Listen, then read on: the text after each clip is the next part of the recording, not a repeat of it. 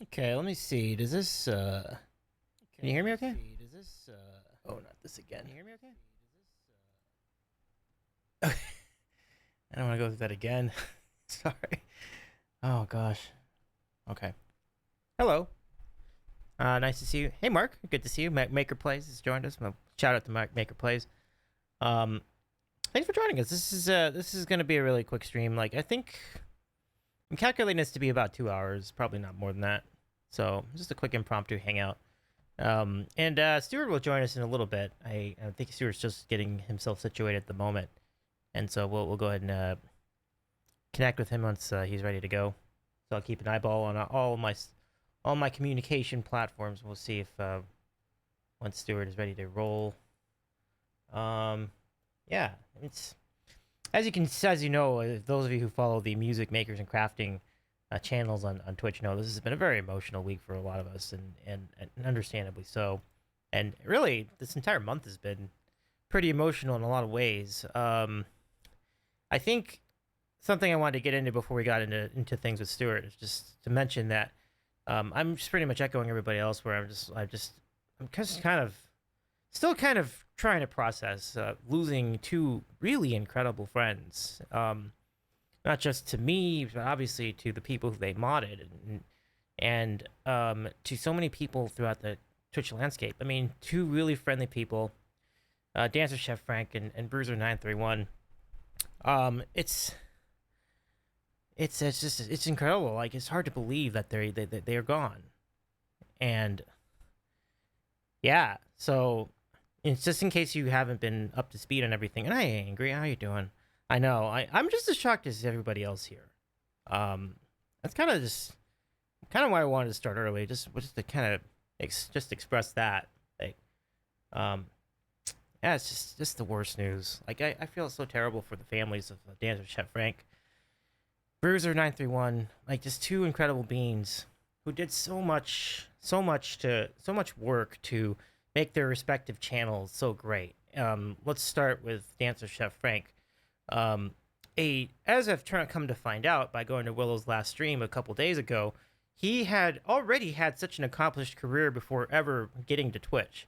He had been an incredible attorney for many years, fighting for the little people of Southern California, and so enough so that I'm told he's going to be interred into the Library of Congress in Washington D.C. Like an amazing career, just as it was before ever finding us. But Dancer Chef Frank was a personal friend of Willow Stevens, who is an incredible streamer, incredible musician. I think a lot of people know who she is. Um, and by my understanding, she brought him to Twitch because they were friends, and when she got going, she was trying to get friends to watch. But also, Frank was really great in being able to do the things behind the scenes and organize the sound queue, do the mod things, and he had been exceptional at that. What a really friendly face he was to so many people. Um, yeah, and Angry says I met Frank when he first started Twitch. I'm shocked. I'm shocked too. I remember when I saw the news on I don't even remember how I got it. I think King may have sent it to me, or maybe I found it and you may have found, or either that or maybe Willow announced it. I don't even. Well, Willow announced it first for sure, but it just all happened so suddenly. Like there's so many.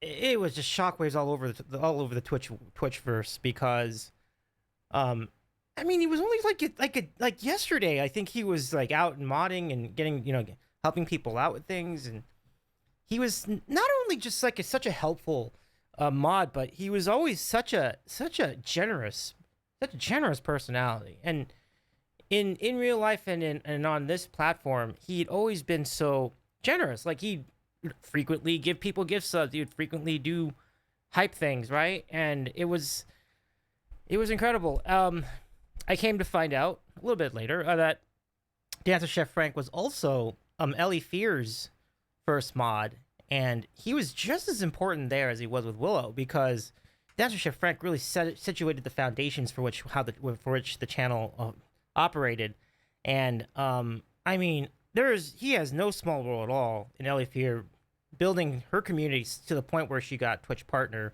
about a year and a half ago. Actually, it was probably less than a year and a half ago. It's probably like maybe 10 months ago at this point, because it just happened right about the point we had TwitchCon Las Vegas.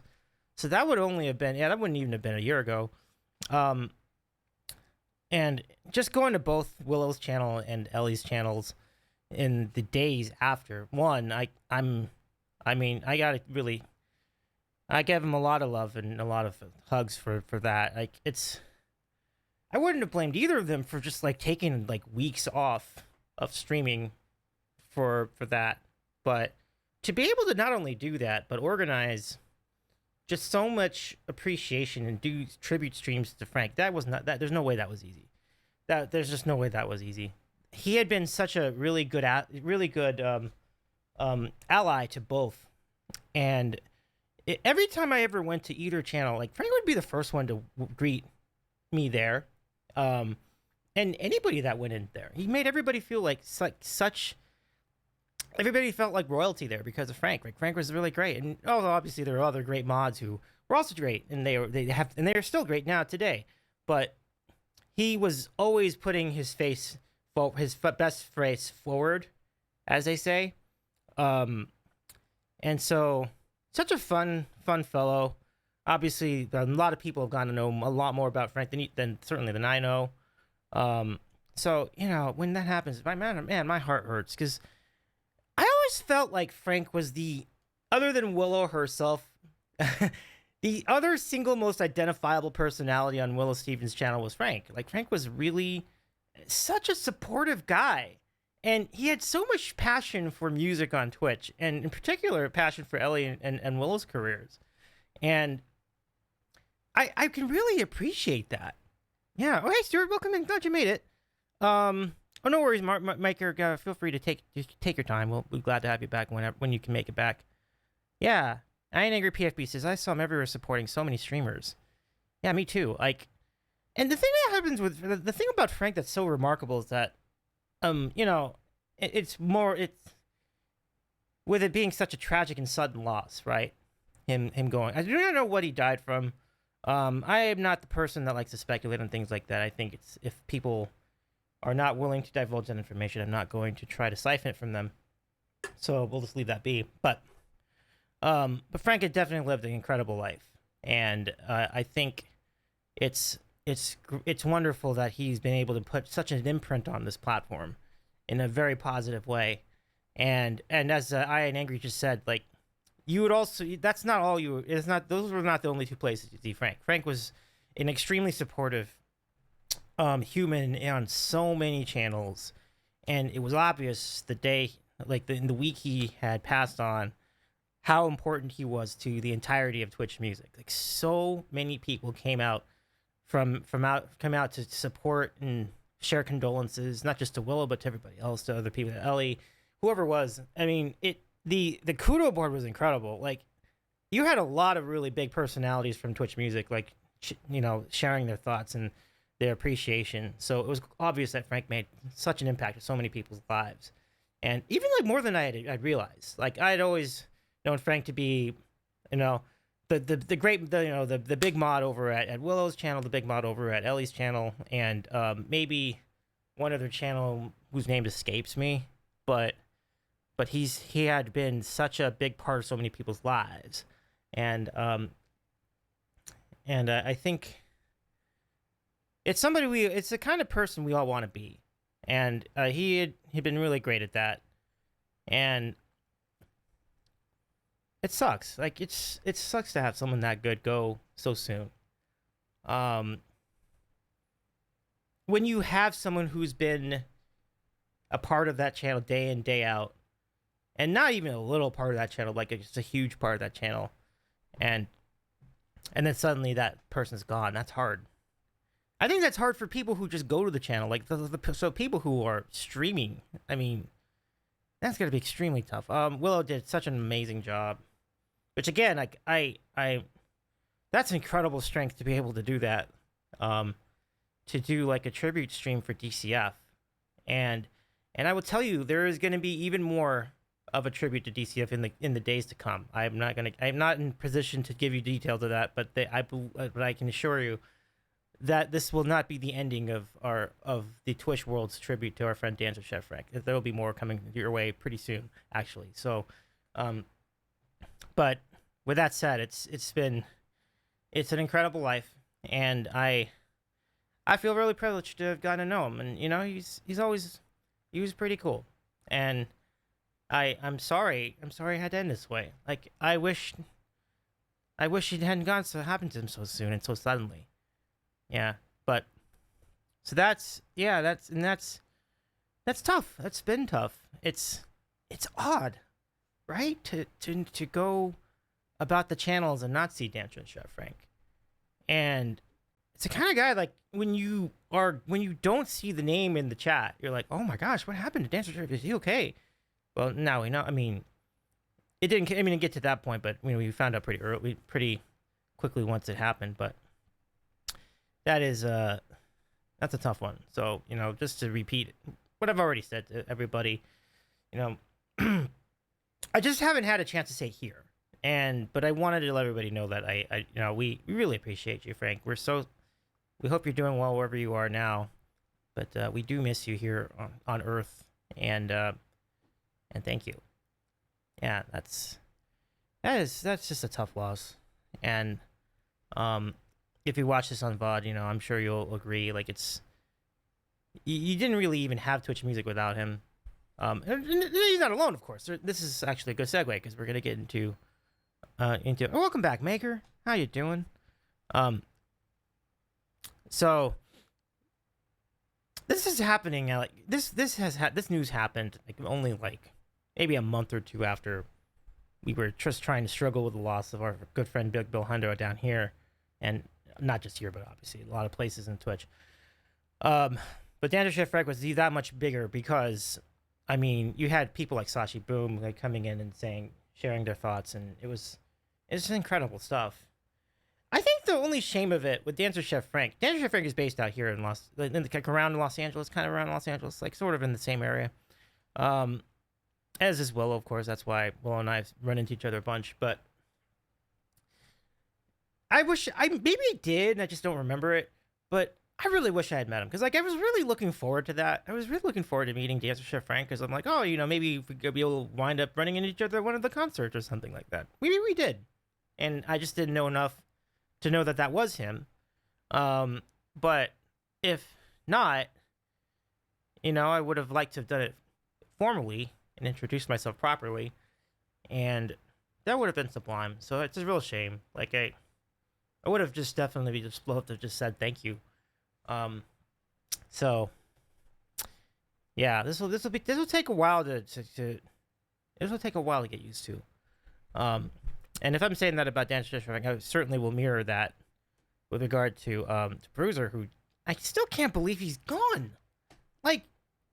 Every time I would go to see Emily McVicker's channel, Bruizer was always would never hesitate to say hello or say how is it going, how you doing, I'm just mesmerized that he could go so soon. And I don't know the circumstances of what happened, but wow. I think I'm even more surprised in this case because I feel like I was just talking to him maybe a week ago or something like that, or maybe a week and a half ago at this point. But that's just crazy.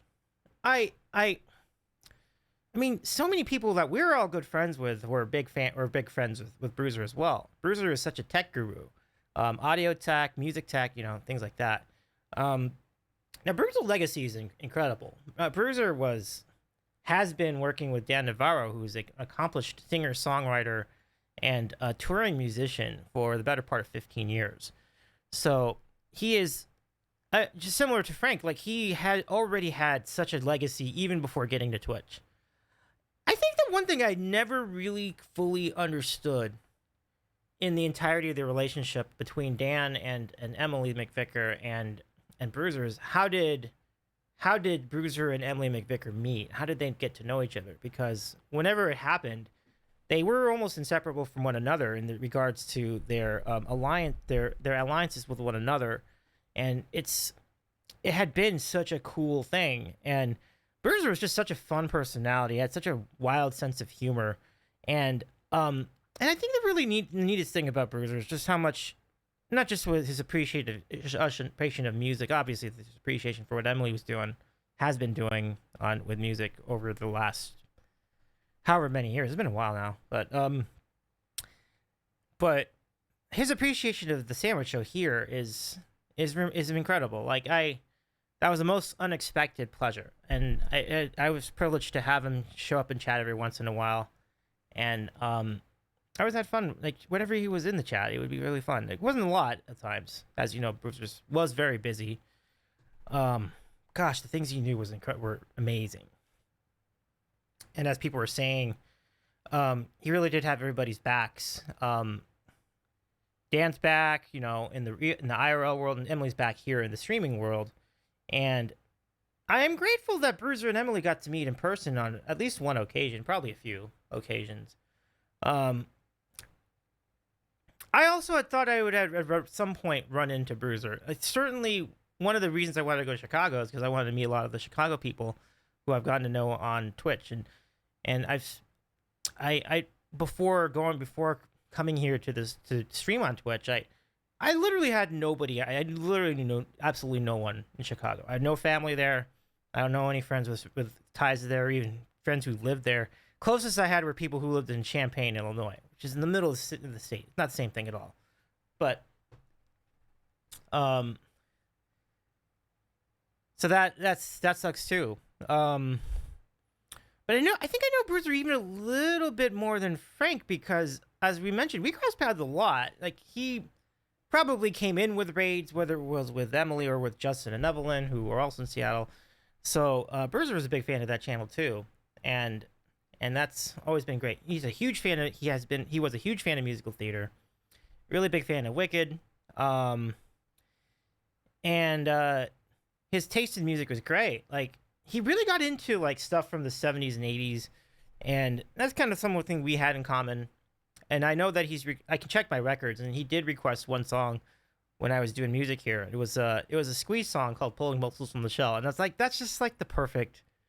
That's Bruiser's personality. It's like it's a naughty song, like a euphemism for working under the equator. It was just like that's just perfect Bruiser. It was just like it was a great song request. So I always appreciate that. I'm gonna miss that.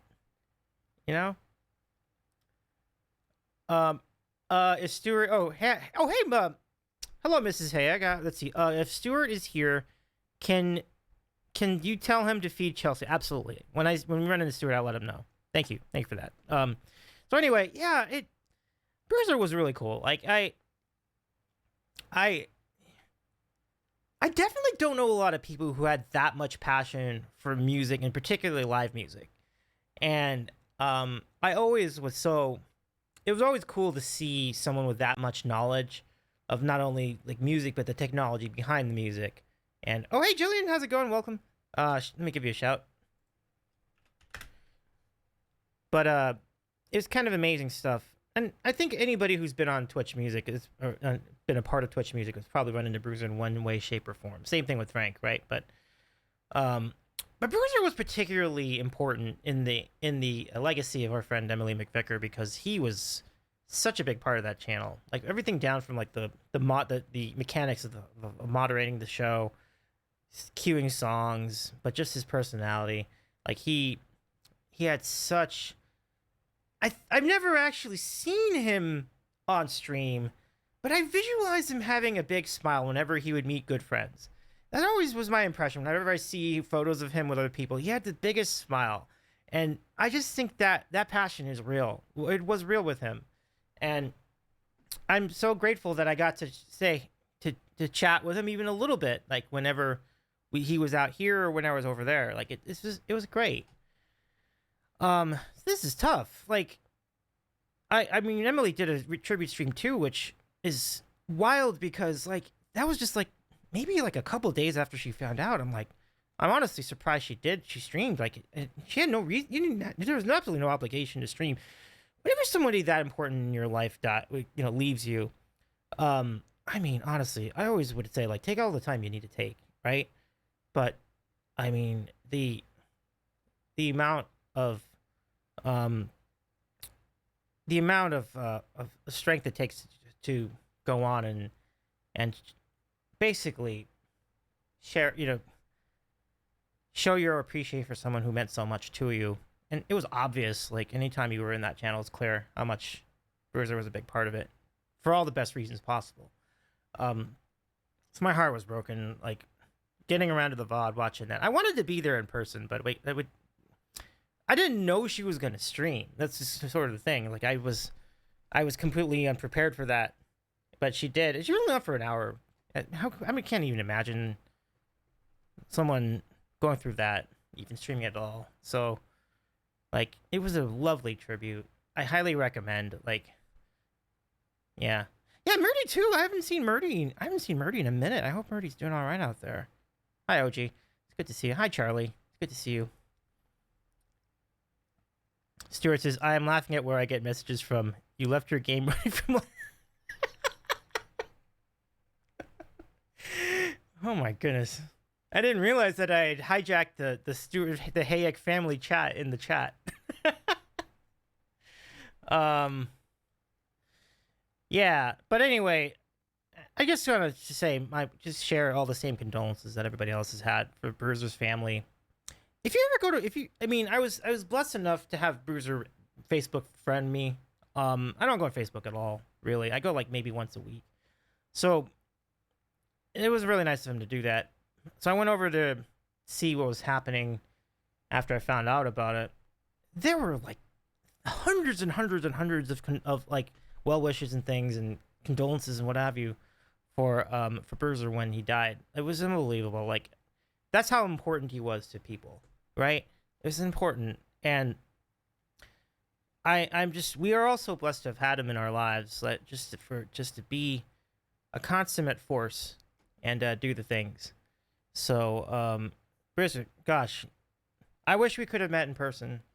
But thank you so much for everything you've done, and thank you for your support here too. Like, I'm gonna miss that. I'm gonna miss you not being here every now and again, just with your witty humor and your incredible wealth of taste and knowledge of music, and your incredible knowledge of things like microphones and mixers and stuff like that.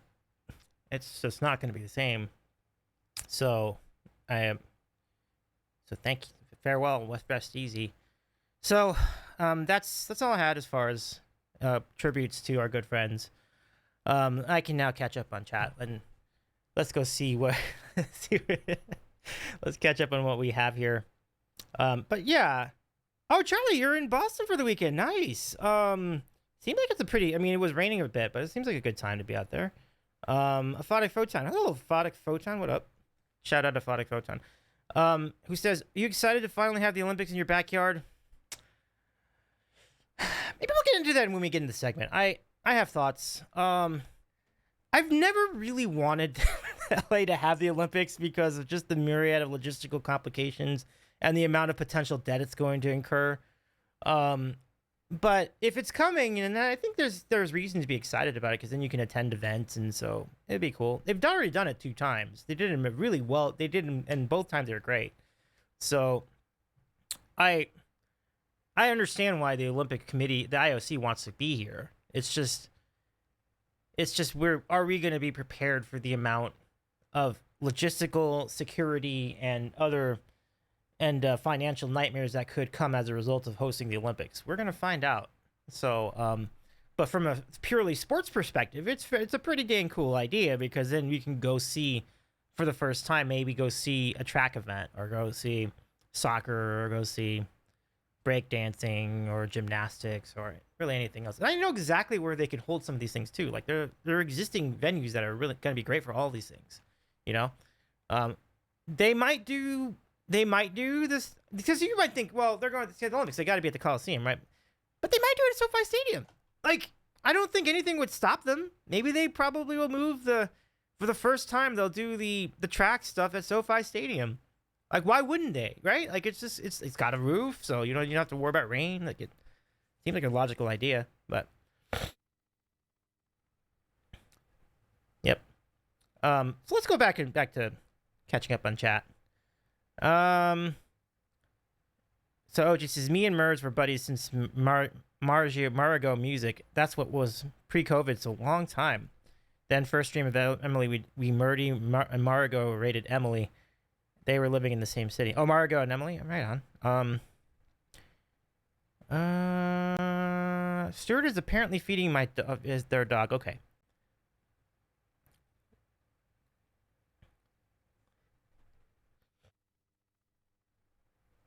Yeah. And Jared offering some thoughts. Is transportation going to be the biggest hurdle they have as the Seine River was Paris 2024's biggest issue? Well, I mean, I don't necessarily know, because I'm pretty sure they made the same comment in 84 and it was fine. So I think it'll be all right. I think it'll be all right. Like, the thing that kind of works to LA's advantage is they already know how to do some of the stuff. Like the Olympic Village, where are they going to put that? They'll probably put it at UCLA again, you know. So there's already a lot of they've kind of got a lot of the planning down as it is. So I think it'll be interesting to see as I read into it more, like what they're going to do with particular things like events and what have you. So I can see we already got a beat on like what they're going to do as far as events. That's kind of a shame if they're not doing breakdancing. Breakdancing was great. Breakdancing is great. So let me just do a quick BRB and then we're gonna go right. And when I say quick, I mean like 30 seconds. Like, Discord's good. I'll go start the call, Stuart. So let me do that, and we'll be back. We'll be back in just a minute. So thank you so much for hanging out today. We'll be back. We'll talk a little bit about Olympics and things with Stuart right after this.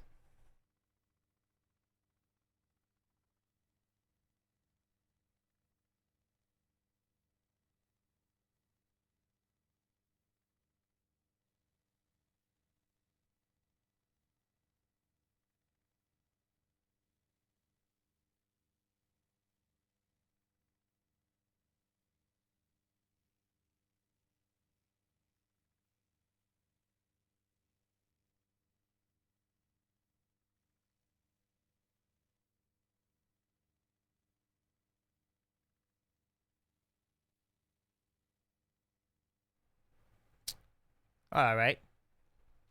So as promised, it was a quick break. Here I am. Welcome back. Still trying to figure out what the best route for lighting is tonight. I think I'm gonna switch back to this whole thing. All right, Stuart, just give me a second here. I'll be bring you on just a sec. Such a clown with the lighting here. Oh gosh, that's kind of a clown. Okay.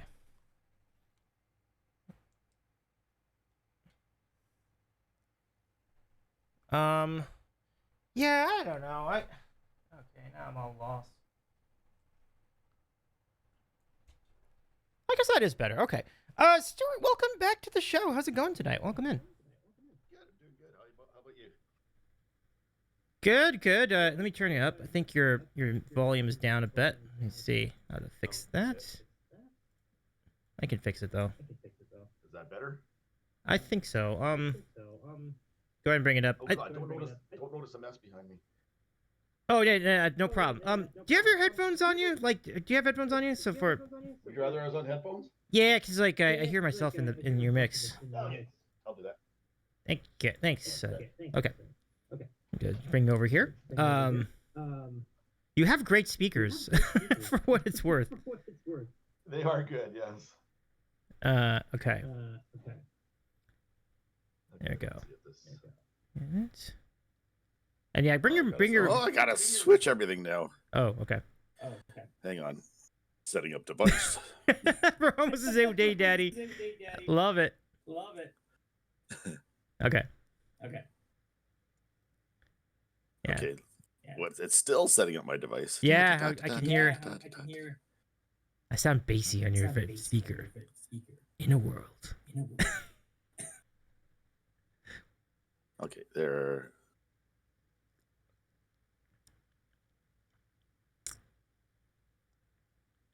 Okay, now everything's gone completely messed up. Give me 1 second. Okay, sorry about that.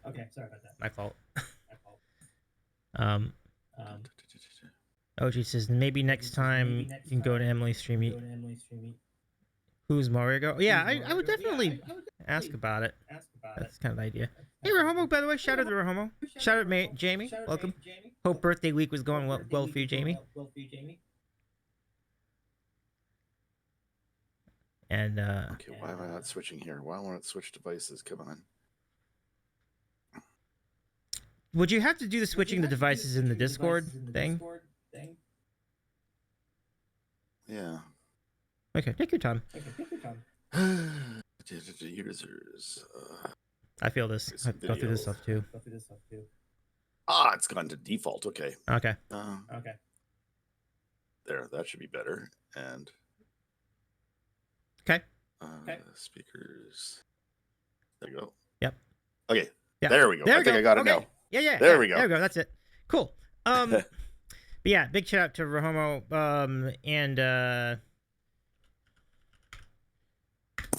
and Jamie. What up? Okay. So what? I'm like, we're cooking now, and then Stuart drops off the call. Okay. Hold on, we'll see if we can get Stuart back. Oh boy. Let's see.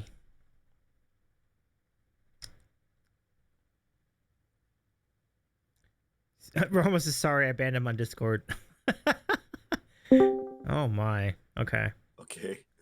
Let me see if we can get you back. Yeah. Is that what the F4 key does? Okay. Just waiting for you. I don't know what I did there. Camera. Okay, camera back on. There we go. Cool. There we go. Welcome back. Oh, yeah. All right. Cool. Oh man. When a technician screws up, they really screw up. I guess it's fitting. Like if you're in tech like you and I are, like our tech mess cues are much more spectacular. It's like I've had a moment of going, what on earth was I doing there? Come on, camera, bend a bit. Oh yeah, the camera too. Yeah, the camera can be very, very picky like that. So and the bending of the camera and what have you. But let's get closer. Yeah. So Okay, cool. Welcome. Nice to see you. Hello there. Yeah, very exciting stuff. I did watch the ending of the Rams Cowboys preseason game, which is the whole thing is ridiculous. Like the fact that those tickets were going for $50 more or less and up was just like, guys, this game doesn't count. Like why is this so popular? I've got my season tickets for our football team here, right? Yeah.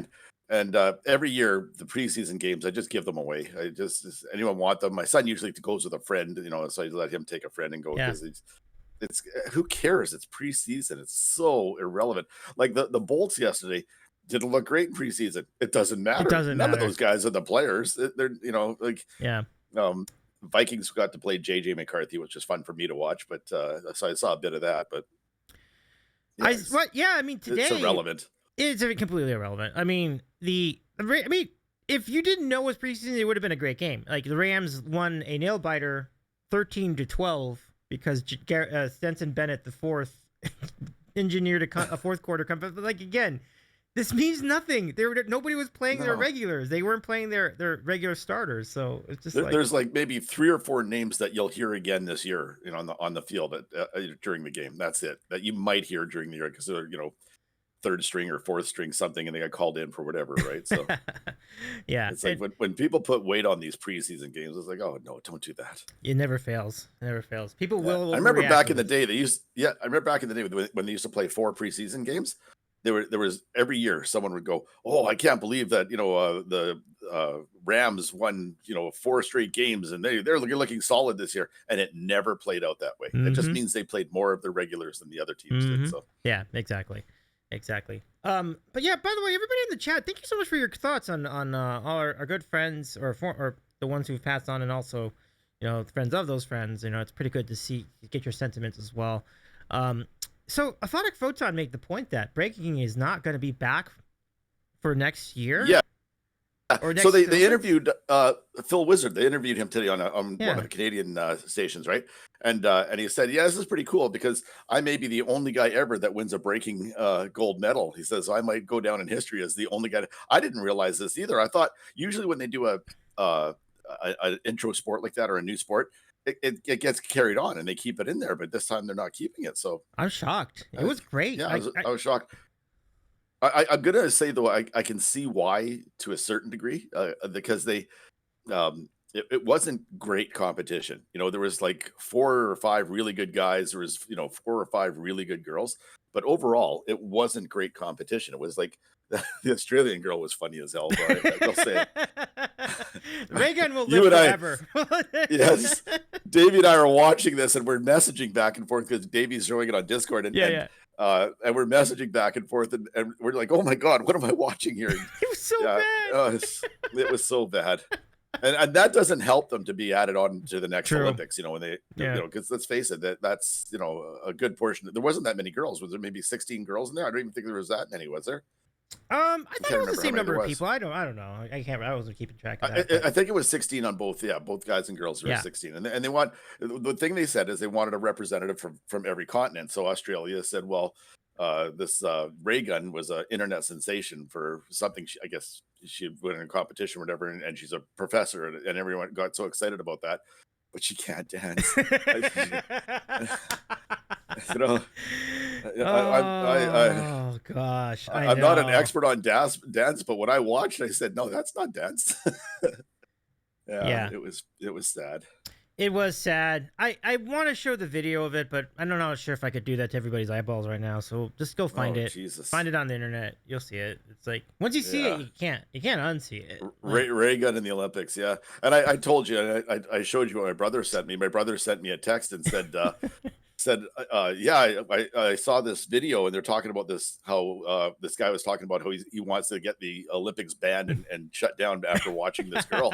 So he watched the video and he's watching this girl from Australia and he goes, oh, this is awful, but obviously this isn't real. And then he texts me about it and he says, I found out this is real. This actually happened. And I had just watched it an hour before. I was laughing so hard when he sent me that text because he thought it couldn't be real. He thought it was a joke. It was a joke. Yeah, he thought it was a joke, the whole thing. So it was entertaining, but not in a good way. Yeah, big oof. Jamie says Davey should just show all the Olympics next time. That was so fun. It was. It was actually. It was. You know what? It was kind of fun because there was a few of us in there talking. Go ahead. Yeah, but you should do that. I agree. Jamie's right. Like as I was going through that day, we had in both days really, because like we had on Friday we had Hindu joining us for much of that, and then on Saturday we had Ayake and Pauda joining us for most of that day, and I'm like, we should just do this the whole Olympics. Like this is like we should have. Yeah. And I found it fun because I'm getting opinions from Americans, like seeing the American side, and I thought that was kind of cool. Like whenever I watch the Olympics, it's always with Canadians, right? Yeah. We're cheering on Canadians and hating on the Americans. No, we don't do that here. Right. But yeah, so watching actually with other people and having commentary was kind of fun. It was interesting. Oh, it was great. So thank you everybody who showed up for those. Like those were really, really great watch along. Got to push that next Olympics. Really push that because we'll get a bunch of people out and make it fun. Yeah, I think it'd be fantastic. We'll probably be on regular time too, like East Coast time. So like it should work out really well. I won't do it on stream because I feel like the content restrictions of doing it on stream would be tough. Like you'd probably get nailed for that. So yeah. But we'll definitely do it on Discord because it was very popular. Like it was.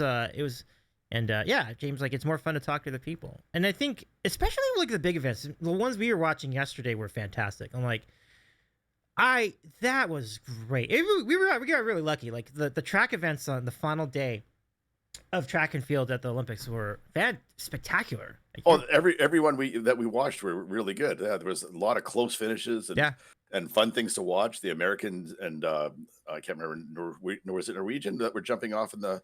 No, he was New Zealand. The guy from New Zealand. Was New Zealand? Yeah, That's the jump off. Yeah, started with an N. Yeah, and that was fun to watch. And we had we got to see some neat things. So yeah, and the women's races were just great. The 100 meter hurdles, like the really close finish, very similar to the 100 meter regular finish, 100 meter dash. And then you had the 4x400 relay. Even though US won that in a runaway, which in and of itself was a really amazing. Like the way it happened, like like I said, I like to see them beating the record from the 80s. I won't say my opinion of what I think of the women in the 80s that were running track and field because I ran in the 80s in track and field, and yeah, they weren't real. So, watching them beat that record made me happy. It's just, it's nice to see that the track and field has finally caught up with what wasn't track and field back in the 80s. That's fair. I mean, that's a new Olympic record, and yeah, I mean, and it was close until the third leg, and then it was wild. That girl just took off on him, and even the second leg was pretty good because she took off on him a bit, but then that third leg just gone. But even though we had a very clear winner by like maybe 60% of the race, there was still a lot of drama because Ireland was hanging on. Oh, we were watching second, third, and fourth. We stopped watching the Americans. We're all cheering for Ireland. It was funny. It was because Ireland never had a medal in that, right? So they were so close. You got to give them so much credit. Like never even been in the event before, right? In the final specifically. And they had silver for a minute. They had bronze for a minute, and they lost that too. But they just lost. Yeah. That was a bummer from us, but at the same time, fourth is a fantastic finish for someone, who just entered that competition. It's so good. Like, and then I think who else was in there?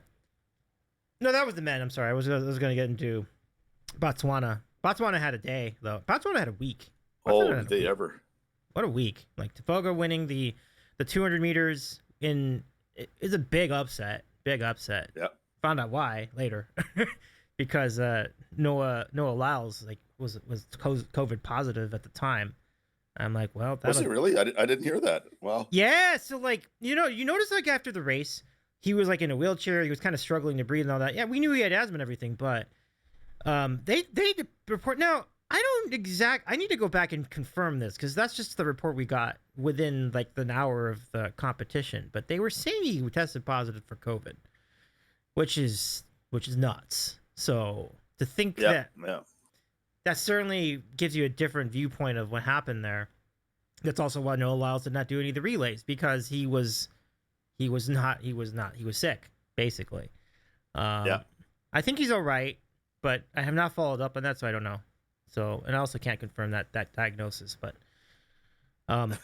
yeah, that was crazy. But it is like you said, it's karma too, because he wins the 100 meters it was this close. Yep. And then he's like, I told you I was gonna win. It's like, wait a second. You're 10 seconds ago, you were staring at that board. You thought you lost. I could see it in his eyes. That's what it looked like. He said, "Oh damn, I lost this." And you know what? A funny thing in Canada that happened in Canada. They asked Noah Lyles a few months before the Olympics. He said, "Do you see Canada as a threat in the 4x100?" And he went, "Who?" And the guy started to repeat himself. And he goes, "Who?" And he was doing the typical big ego asshole kind of thing. And everyone in Canada took it kind of personally. So we kind of enjoyed it a lot because of Noah Lyles. We enjoyed the fact that the Canadian men won the 4x100 gold. So that was kind of fun for us up here. That's a huge win.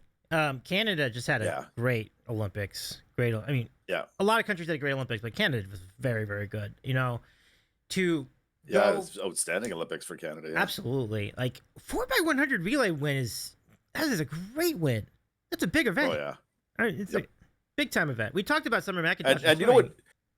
Yeah. You know what I'm finding hilarious is the Americans haven't won since 2004. There's 20 years without winning. They've had the best sprinters for the last 20 years, hands down. And they've had a few screw ups over the years. Things, like they had a screw up on this week too, right, on Friday or whatever. But it's just their history is not good in the 4x1, and it doesn't make a lot of sense. You look at the sprinters you've had in the last 20 years. There should be several medals, and they haven't won a medal. I think 2004 is the last time they won a medal. That is weird. I could look. Yeah, I mean, they're by far the best team, year in, year out, right? When did the last win a medal? Yeah, 2004 they won a silver, and 2000 was a gold. So they're 24 years without winning a gold. It'll be 28 by the time they get another shot at it. And they've had great teams in those years. It's hard to imagine. That's a lot of talent, and but it happens like you suppose it happens. It's just I don't think there's any explanation. It just things just didn't line up that night. And no, it's. I mean, I was mentioning Jamaica has had a down year compared to the previous 20 years. They notoriously have very good sprinters too. Yeah, it was Like definitely surprised you're we almost didn't guaranteed see. they're going to be there. Oh yeah. I mean, I missed the 4x100 for the men. I do not know if they medal at all. I don't even know if they were in the top 8, but um, it's definitely different because like you're used to them being right there all the time. Yep. And I think Thompson winning the 100 meters would have at least been like solid. Like, okay, well, we didn't do that well this year, but we still had the 100 meters, but he lost that too. So like, really, Jamaica. I imagine if there's such a thing as the Jamaica sports media was probably like, dang, this is a rough Olympics for us. We didn't really do that much. Yeah. But yeah, track and field is just spectacular this year. Like I wish I had kind of remembered more of what happened in Tokyo, but definitely, it's definitely up there. Like it's one of the best years. Like as we were talking about, like it seemed like there was a story. There was a story during every single event we watched. Yeah. It was really impressive stuff. I know that you had I mean the pole vaulting events, the high jump, the triple jump, like all this stuff, like was great.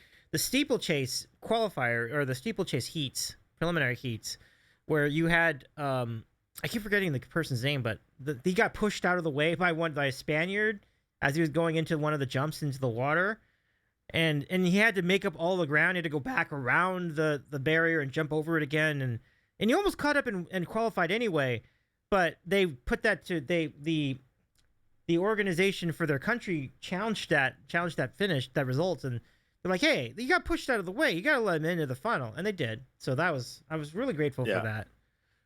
We had a gold medal hopeful in the 5,000 men's 5,000. He was last year's world champion. He won silver in the previous Olympics, and he fell in the stretch. And when they had a lap at about 40 or 50 meters to go, and he fell right in the middle of the home stretch there, and got up and tried to catch it. There's no way you're going to catch it, and not when everyone's going into their sprint phase and it's 5,000 meters. You just don't have the energy to run back and catch them, right? So he and it was sad. And the guy's a really cool guy, and you hate to see him knocked out, but Canada right away appealed it. And I thought, what are you going to appeal? He literally tripped himself. I've run enough 5,000 meter races in my life to know exactly what happened. He's a little bit tired. You're getting ready for the sprint. You're getting anxious. And you're trying to get out of your spot because he was trapped down on the rail and he wanted to get out so he could get around, right? And he made the move too early. He tried to get out and he caught someone's ankle and he fell down. And the Olympic Committee wouldn't let them have the appeal, and as they shouldn't have. There was no way they should have. But it was I thought it was odd they'd even try to appeal. It was pretty obvious what happened. But yeah, I was glad to see that other appeal went through because that one made sense. Yeah, I'm glad that was an option because like it's awful. Like that is just so that was so messed up. I'm like, now the Spaniard that pushed him out of the way did not make it to the next round. They didn't qualify anyway. But had he, I'm sure he would have been disqualified. No question. Actually, it's really hard in track and field to disqualify someone. A lot of times they'll let it go, whereas they probably should disqualify the guy, but you don't see it happen too often. And there's a lot of things over the years where people go, oh, they should have been disqualified, and it just doesn't happen. Okay, yeah. Well, I mean, there's a lot going on too, so I can imagine like the administrative hurdles, no pun intended, of like disqualifying someone could be enormous. Like, so I can imagine. I kind of see it. I kind of see. Oh, the politics. Politics that get involved and all that stuff. It's almost not worth it to disqualify someone. Just let the person go, but let the other person in too, right? So and let them hash it out in the final. Yeah, for sure. I learned something from the and your experience in track helped answer a question I had as they were getting into the jump off, because the 4x400 was about to start right as they were in the middle of this. And I asked you, like, what are they going to do with the jump off? Are they just going to stop and wait until this finishes? Yeah, well, so that's the thing in track and field. The field events always are held back because there's way more track events than field events. And what happens in track meets is they want to get the track going. They want to make sure the track is done on time, right? Whereas the field events, it's very casual because your end time doesn't matter because you're not, if the high jump doesn't finish, it's not going to hold back the shot put, or if or even the pole vault or anything like that. They're all in different parts of the field and they have nothing to do with each other. So whenever there's a final come up or a track race comes up, the field events are held back until the track race is over, and they do that for that reason, because the track has certain times things have to be done. So if you're in a track meet and you're set to run at 6:30, you start your warm up at 5:55 because you know it takes you 35 minutes to do your warm up. Well, what happens is if they hold back the track while they finish off something else, now you've got a whole bunch of athletes that are going. Some athletes' heads will blow up if they're not running at a certain time, right? So there's a never-ending stream of people walking up to the officials at track meets and saying, "Are you on time? Can I expect to be running my heat number 3 in the 1500 meters? Will that go off at 6:30 exactly, or?" And the officials are constantly trying to make sure everyone's informed on that, because your warm-up is important. You want to be warmed up within about 5 minutes of your start time, and if they hold back a track event, all of a sudden you have to jog around for another 20 minutes before you run. It's hell. It changes the mental perspective for a lot of people. Some people will just blow their minds and they'll lose, and so that's why they do that.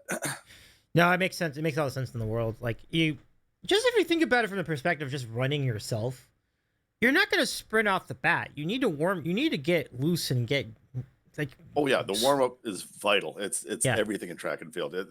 They work on people's warm ups and try to figure out what's best. Like, not everybody warms up the same either, so everyone has a slightly different warm up, and they have a certain amount of time they want to get their warm up done in. Like, some people literally will get off the bus and I got 15 minutes, I'm good, as long as I get a couple of laps of the track and I'm good.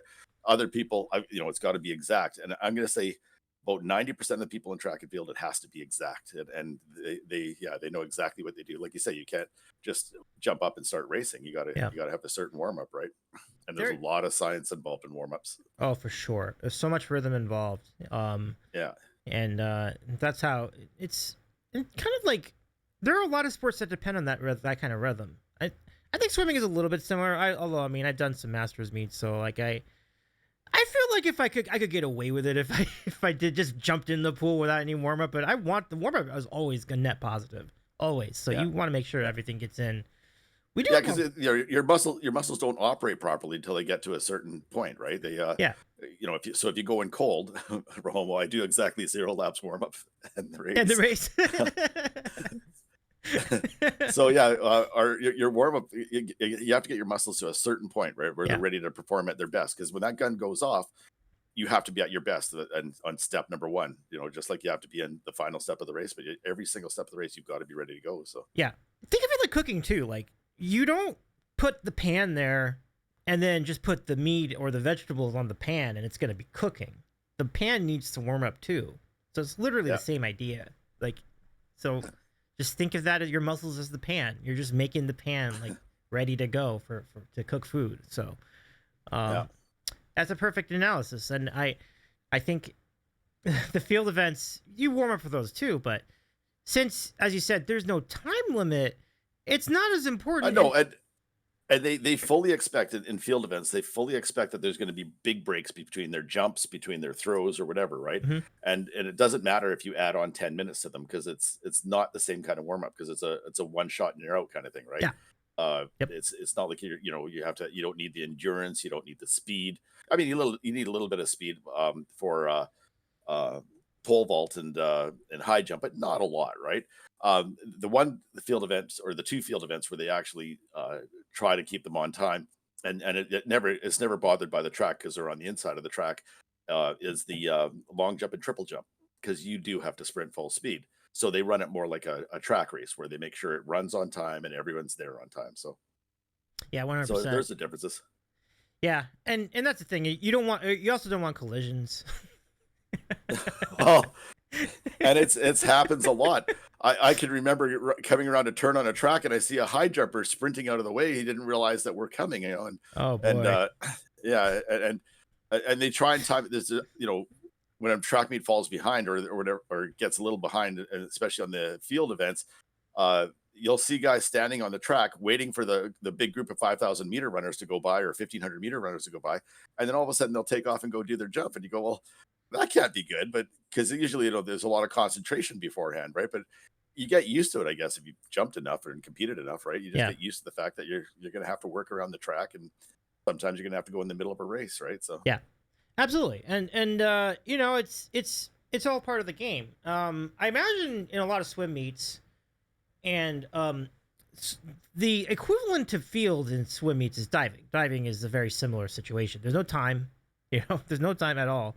But there's a little bit of time. You have like 10 seconds to do dive. But other than that, there's no real actual time limit as far as of getting that in. But similarly, you're basically doing the dives around the schedule of the rest of the swimming. So like sometimes there's a break between certain heats, and that's when you're doing your diving competition, or you're doing some diving and then you do other diving later. I don't actually dive, so I don't have a precise idea how that works. But I do know that that's usually what happens. Like usually you might do the distance events early, and then maybe diving, and then maybe you do the sprint events after. But it's usually somewhere they figure it out. It's not the same thing every time either. So it's like usually something different. So they much in the same vein. I think they have to be flexible in how to be able to get going and stop going and get going again. But Jillian says in the chat, I'm multitasking, but race prep is wild. Yeah, it is wild. Like so we her warm-ups were important. She ran mostly middle distance, but the girl could sprint, and I'm still kicking myself I didn't make her a sprinter. But you do a slightly different warm-up for middle distance as you would for sprinting, and there's so much psychology involved in it, and your mind could literally get blown if you don't do it right. So I'm fast or whatever. No. But yeah, now Stuart, when you were racing yourself, like what were your favorite events? I ran 800s and 1500s. And again, looking back at it, I had wild sprinting speed. I probably should have ran 100s and 200s, maybe 400s, but I hated 400s. I swear to God, that's the hardest race in track and field, is a 400-meter race. It's not a sprint, it's not a distance race, but you're going pretty darn hard. And by the time you get to that 200-meter mark, you're going, okay, I'm dead. I got another 200 meters to go. But yeah, I ran mostly 800 and 1500. That's what I ran in university. Cool. Yeah, I mean, that's 4 is hard. But folks, if you don't know what a 400 is, you ever see that track? Okay, 400 is doing a whole lap. That lap is not little. It's a big lap. Like that's a quarter of a mile in layman's terms. Well, it's literally 400 meters, but I mean, it's almost a quarter of a mile if you convert it to metric. So, or if you convert it to English system. So, 402 and a quarter meters is a quarter mile, so it's only off by a couple meters. Okay, yeah, it's about 8 or 9 feet, I think yes, a metric mile. But it is. I mean, when you do the 1500 meters, that's basically a mile. That's for all intents and purposes. 109 meters short, 109 yards short, I should say. Okay. I mean, so it's not that bad. It's within like the reasonable plus or minus. Yeah, and I got kind of fooled because I could run any distance. I've actually run marathons. I could run any distance and run it well, right? And I kind of got fooled in high school because I was winning cross country races, which are 2 and 3 mile races, right? So I was getting my name in the paper and the write-ups about me in the paper and all that about how the races I'm winning. And then I kind of got fooled into the fact thinking I'm a middle distance runner. I'm a 800, 1500 meter runner. And to this day, I'm going, how did I not realize I was probably a sprinter? I had wild sprinting speed, the kind of thing where you go, yeah, you probably should have tried sprinting, but you get fooled when you win a few races. And like I said, I could run any distance. So. Yeah, it was a weird person. I would love to have seen you like try that though. Maybe it would have worked out for you. You never know. Yeah, you just never know what you got. I never really knew how fast I could swim until I tried to do a 50 meter, or 50 yard. I don't want to give myself too much credit. It was a 50 yard short course. It wasn't even like the whole it wasn't even the long Olympic pool. It was just like half of it, and then you do a turn, but. I remember the first time I did it, I think I did in like 38 seconds. I'm like, what? I didn't know I could swim that fast. I mean, that's not good, by the way. But for me, it was amazing because like I'd never even attempted anything like that before. Like I thought it was gonna be like a minute. It was just like, so that's when you find out how fast you really are when you're actually in a thing like that, when you're in a race like that, and you hear that was it an actual gun or was it just like a simulated thing? But it doesn't matter. Like. When you hear the thing go off and then you go, then you just like, wow, I can do that. Like, wow, So So you've never done a 100 meters, like even in practice? Like So oddly enough, one day, Hi, Andrew. one of my friends was the ref said I have run to the bathroom. One of my friends said he was the one that organized the timer and the photo timer and all that. And we had a big track meet coming up, and I was nearing the end of my workout that I was doing. So I'd done a full workout before this, and he asked me, he said, "Can you run 100 meters for me? Because we want to test it." So they literally had a starter there, and I stood on the track, not in blocks or anything like that. I'm just standing there. He says, I'll give you a mark, get set, go, fire the gun, because the gun sets off the timer, right? And then he wanted me to run the 100 meters and see if it worked. So I ran the 100 meters, and this is standing start, no spikes on. I was wearing just normal running shoes, right? And I ran it in 11 seconds. And so the guy who was timing it thought there was something wrong. He said, "Can you run 11 seconds?" And I said, "Oh, I'm pretty sure I can. I think I can go faster than that." He said, "Are you kidding me?" He said, "You didn't even look like you were going full speed." I said, "Oh, I'm tired. I did a full workout before this." So I ran an 11-second 100 meters just out of the blue at the end of a long workout. I think I did 10 400 meter. It was one of my 10 400 meter days that I was doing. So I ran the 100 meters just to try the timer out, and then everyone started talking about it, saying, "Jesus, he should be a sprinter. He should try sprinting." And it's kind of funny because I could run mid tens if I wanted to, if I was really really worked at it, I should say. So that is a really pretty good. We're talking in the 80s here, right? Right, so, right. Other than the steroid kings, mid tens is pretty darn good, folks. And there was a lot of steroid kings at that time. And yes, I did run against. I ran against Ben Johnson in a race once. Well, you were so many moves ahead of me. I was just gonna get the Ben Johnson. That's impressive. That's cool. Like, what an honor that must have been at the time. I mean, I don't know if this is before or after he was doctored. Well, it was before Ben Johnson. It was before he was a superstar, but he was up and coming, and everybody in the world was going, "Oh my God, this guy's going to be the next one," right? Yeah. So it was a race in Saskatchewan, actually, of all places. And for fun, the middle distance runners, we'd always enter a 4x1 team, because the 4x1 used to be at the end of the meet all the time, right? They'd have the 4x100 meters, right? And we'd always enter a team for fun. So I said to the guys, I said, "Well, let me run the last leg, because I'm probably the fastest sprinter, and the last sprinter always runs farther than the other three, right?" And you did know that, right? Yeah, of course. I mean, the fastest sprinter is the anchor leg, the last one. I mean, but they run farther. It's a 4x1, but they run farther, because you do your handoff starts at the 90-meter mark. Oh, sure. Usually you get the baton by about the 94 or 95-meter mark. So you're literally running 105 meters where everybody else is going. That's true. Yeah. You're right. Yeah. So it's an interesting fact. Anyway, so I said I want to run the last leg because I'm the fastest sprinter. So I go up to the last leg, guys, because they group you in these groups and they send you out there. And I look over and I see Ben Johnson. I go, "Oh, that's the guy everybody's talking about, right?" Well, we aren't sprinters. We were a bunch of middle distance runners. So by the time I got the baton, I think he was, probably close to the finish line. I'm not sure how far ahead he was like a million miles ahead of me. But my God, when he took off and I was standing right in the lane next to him, and looked at him, I went, "Oh my God, this guy could move." That's amazing. So yeah, that was fun. I got to run against Ben Johnson. This is, like I said, before he was famous, before he, broken world records and all that sort of stuff. So yeah. But that's a great little nugget, right? Like, to have that in your history. Yeah, it's fun. That's pretty cool. Yeah.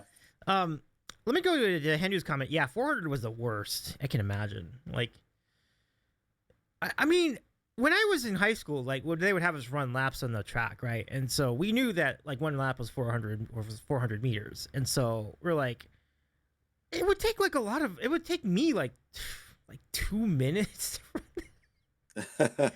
I think it's more than 2 minutes. It was like closer to 3. But so to imagine like doing that at like a fast pace, like that's hard. That's really hard. Like, how do you play that out? Like, you can't sprint 400 meters. You just can't. Like, you're gonna. No, there's no way. Well, when you're sprinting, I'm really itchy because I got a whole bunch of sunscreen on me, and if you're seeing me scratch a lot, it's just because you're good. The sunscreen's made me itchy for some reason today. Anyways, because I was watching my kids play soccer before I came here. Mm-hmm. The 400 meters, when you can sprint top speed for about 6 seconds. That's all you can do, right? You can't go more than 6 seconds at top speed. So that's why the 100 meters is what it is, because it takes you about 4 or 5 seconds to get up to top speed, and you can only maintain that to the finish line, right? So in a 400 meter, you're never going to top speed. You don't get anywhere near that, but you got to run fast. You have to be going like pushing really hard, and you're just under top speed. So by the time you get to like I'm gonna say about the 250 mark, you're dead. Your legs are dead. Everything's dead. You feel like, oh my God, I'm done. I can't run any farther than this. And now you got to take it home and try and sprint home. So if you ever watch 400 meters, you'll see it. Their last 100 meters is not impressive.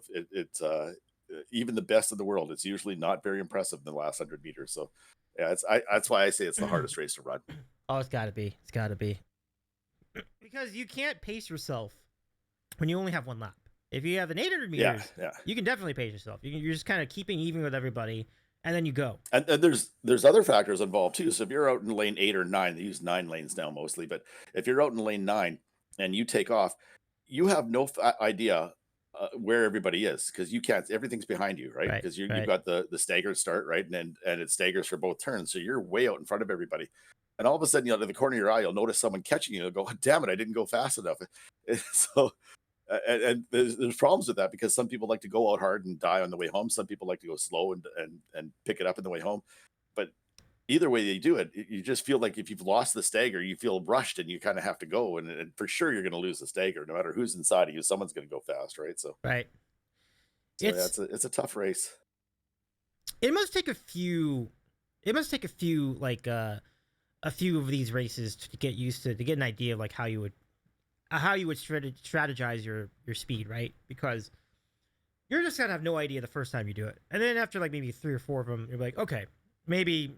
And like you said, everybody's different. Not everybody's gonna be able to do that strategy. Like some people... not everybody can run in front, right? So that's the other thing you run into is that you're running by yourself, so it's just like you're leading a race, right? And not everybody has that ability. A lot of people, they're better off if they see everybody, they know the pace and all that stuff.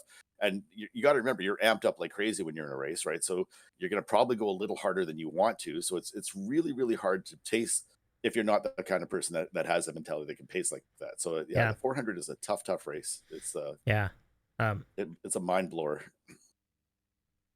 It's pretty exciting stuff though. Like, it's a good race. I love watching it. Yeah. So it just gives you and that's kind of the coolest things about. That's why a lot of people like kind of have kind of tagged me as the swimming guy, because I participate on a much lower level, and it by going through the motions of doing some of these events, like you get a better idea of how the mechanics of it work, and you're very similar, and it's very similarly I see you've got that knowledge of how the mechanics of track events work, so it's pretty cool. Like, it's neat to see. I'm always glad to talk to people who are on the inside like that. It's pretty neat to see how. It's funny because I was in track and field for years, right, and did that, and then when I got out of track and field, I was just gone. I was just gone completely, right, and then my daughter started running really well, and all of a sudden I'm back in track and field, and all the old guys are still there that know me and all that, and then they started making me announce at track meets, which is kind of comical. Yeah. Because the next thing you know, I'm announcing the Canadian Championships, the Western Canadian Championships. I'm announcing all these big track meets, and I did stuff helped a little bit in the Pan Am Games. That I did all these things where I was announcing for all these events. And so I became an announcer for track and field for a long time too. So I don't do that anymore, because it's just I don't have the time anymore. Or I didn't have the time. I do now, I guess, because I'm retired. But yeah, it's so I announced a bunch of track meets, big track meets over the years. So it's kind of fun. Yeah, you can feel the excitement from the crowd too when you get an event like that, because it means so much to all these kids like that do these events.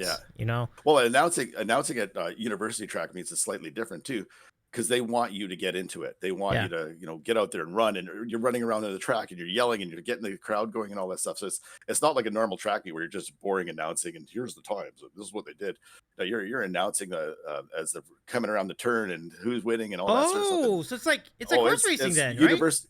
Yeah. University track meets are way more fun to announce than any other track meets, because they want you to go wild in it. They want you to be a part of it. And I literally would take a wireless microphone and go run around in the crowd and sit with people in the crowd and get them to cheer into the mic and stuff. It was while the race was going on, it was hilarious. It's a lot of fun. That's so hype. I like it.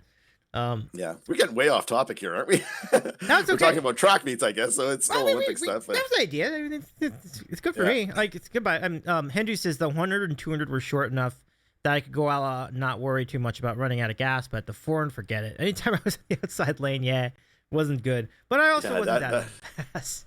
That's fair. That outside lane is a killer. It's even if you're on an inside lane, you can't pace off other people. You have to do your own pace, and it's so hard to do in that race. Yeah. It's because you don't want to be fooled by what everybody else is doing. Henry says, oh, absolutely. It's hard to, like you said, like, that's definitely unique to track, but it's understandable because the way the track turns. Like, how else can you have to stagger them? It's not fair if you don't. Oh, yeah. There's no other way to do it. Yeah. Henry says, ran indoor and outdoor all through high school, but went to a college that didn't even have a track until my senior year. I joined the team that year, but was just so out of practice. Oh, wow. Yeah, that must be strange to go in that late in the game. Yeah. I joined the team, but was so out of. Oh, I see what you mean. Yeah. Yeah, So you're at a bit of a disadvantage if you go a few years without racing and running, because there's a huge advantage of time, right? The more time you put in over years, the stronger, the faster you get, right? So yeah, it's true about sports. Yeah, exactly. Yeah, it's no different in any sport, really. I mean, as long as we were on the topic, like, how would you evaluate indoor events versus outdoor events? They're completely different worlds. There's some people that are good at indoors, and there's some people that are good at outdoors. There's a lot of people that are good at both, but there's some people that seem to prefer indoors. And I got to the fun of running in the days of indoors when they had wooden tracks that were portable. They would put them into a building. I can remember them putting in a provincial garage here one year to run a big prep races for the Tribune Games, which are here, was a newspaper that sponsored big games we had here. So we had like some of the best track and field athletes in the world come here, and this is in the 70s, right? So we had Sergei Bubka, the pole vaulter that was setting world records in the 70s. We had Kipcho Kano, which is one of the best distance runners in the world. We had all these great athletes, and the whole track meet was just filled with these great athletes. So to qualify for it, we had to run on, and they were running on boards too. It was in the arena, so they literally brought these board tracks in that are steep bank turns and all that. So back then there were some people that could run on boards and some people that couldn't, and there was an advantage in being shorter. Well, I'm not the tallest guy, so running on boards was a big advantage for me. So I ran a lot of really good races on boards. But now we have everyone has tracks now, like especially in Winnipeg here. We have an outstanding track. They built the year I went to university. When I started university, they built a brand new track, a big, beautiful track. It was the best track in Canada. I still think it's the best track in Canada. But we got lucky. We got to be able to run on that the entire time I was in university. So. Mm-hmm. And I got bragging rights on that track because I was the first guy to break 4 minutes in a 1500 on that track. So wow, let's go. So yeah. Nice, Stuart.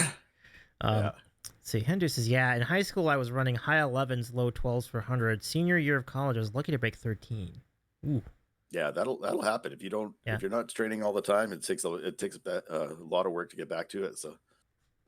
Couple comments from Rev. Let's go to Rev's comments. I once had to record a documentary for some basketball players, so at one point, I was running backwards holding a camera. I was a much younger man then. That's pretty cool. Well, that would be hell. Yeah. That would be hell. Well, the camera must have been heavy at that point in time, right? Like, we're not talking about, like, the little, like, phone. Like, no. Yeah. I've seen those guys do that, and it's amazing what they do. Yeah. Ref says, I was never athletic, only really care about sports when it was part of my job. 3 years working for the men's basketball team in college. Well, I hope you got some good nuggets and insight out of that. I mean, men's basketball can be a really fun sport to watch and follow. The passion of it is always really good. But, okay. I mean, everybody's important when it comes to sports, even like the people around, the administrative people, the cameramen and women, it's all, everybody plays a role, so... like you were saying with the announcing, like that's a huge part of it. Like it makes the event such a big success. Yeah, the marching band, absolutely. The marching band, yes, big yes. Good marching bands make a big difference. I love the sincerity in your voice, Stuart. Actually, I will never complain about a marching band. If they're good, yeah, I like them. They're cool. Like I mean, definitely with football or soccer or what have you, like the marching band is a big part of it. It's a big part of it. Yeah. The Rose Bowl wouldn't be nearly as good without the marching bands in place. So, Verhome says, I love you, Mud Brother. Dig it. Yeah. It's funny because when I was young, the marching bands were just boring. They just come in and play a song, and they'd walk around each other and all that stuff. Now they do elaborate stuff on the field, where you just go, "Oh, this is so cool!" Now it's a whole different world now than when I was young. That's for sure. They've really stepped up their game with the choreography. Yeah, absolutely. Yeah. Ref says it was fun. I recorded all home games. I do have some stories I could share. I haven't really talked about it on stream, but okay, neat. Well, you are the storyteller, as your name implies, so it would be a fun story. As it says. Let's see, how are we doing on time? I guess we're doing okay. I mean, like I said, I'm not really planning this to be too long, so all in all, just let's pick some Olympics to talk about. So yeah, I guess we should talk about the actual Olympics. Okay, let's see. So we got into track a lot. We got very extensive track stuff, so we can just complete that. We talked about breaking. Who are the flag bearers for United States? Oh, I didn't even see that. That's a good question. Oh, damn it.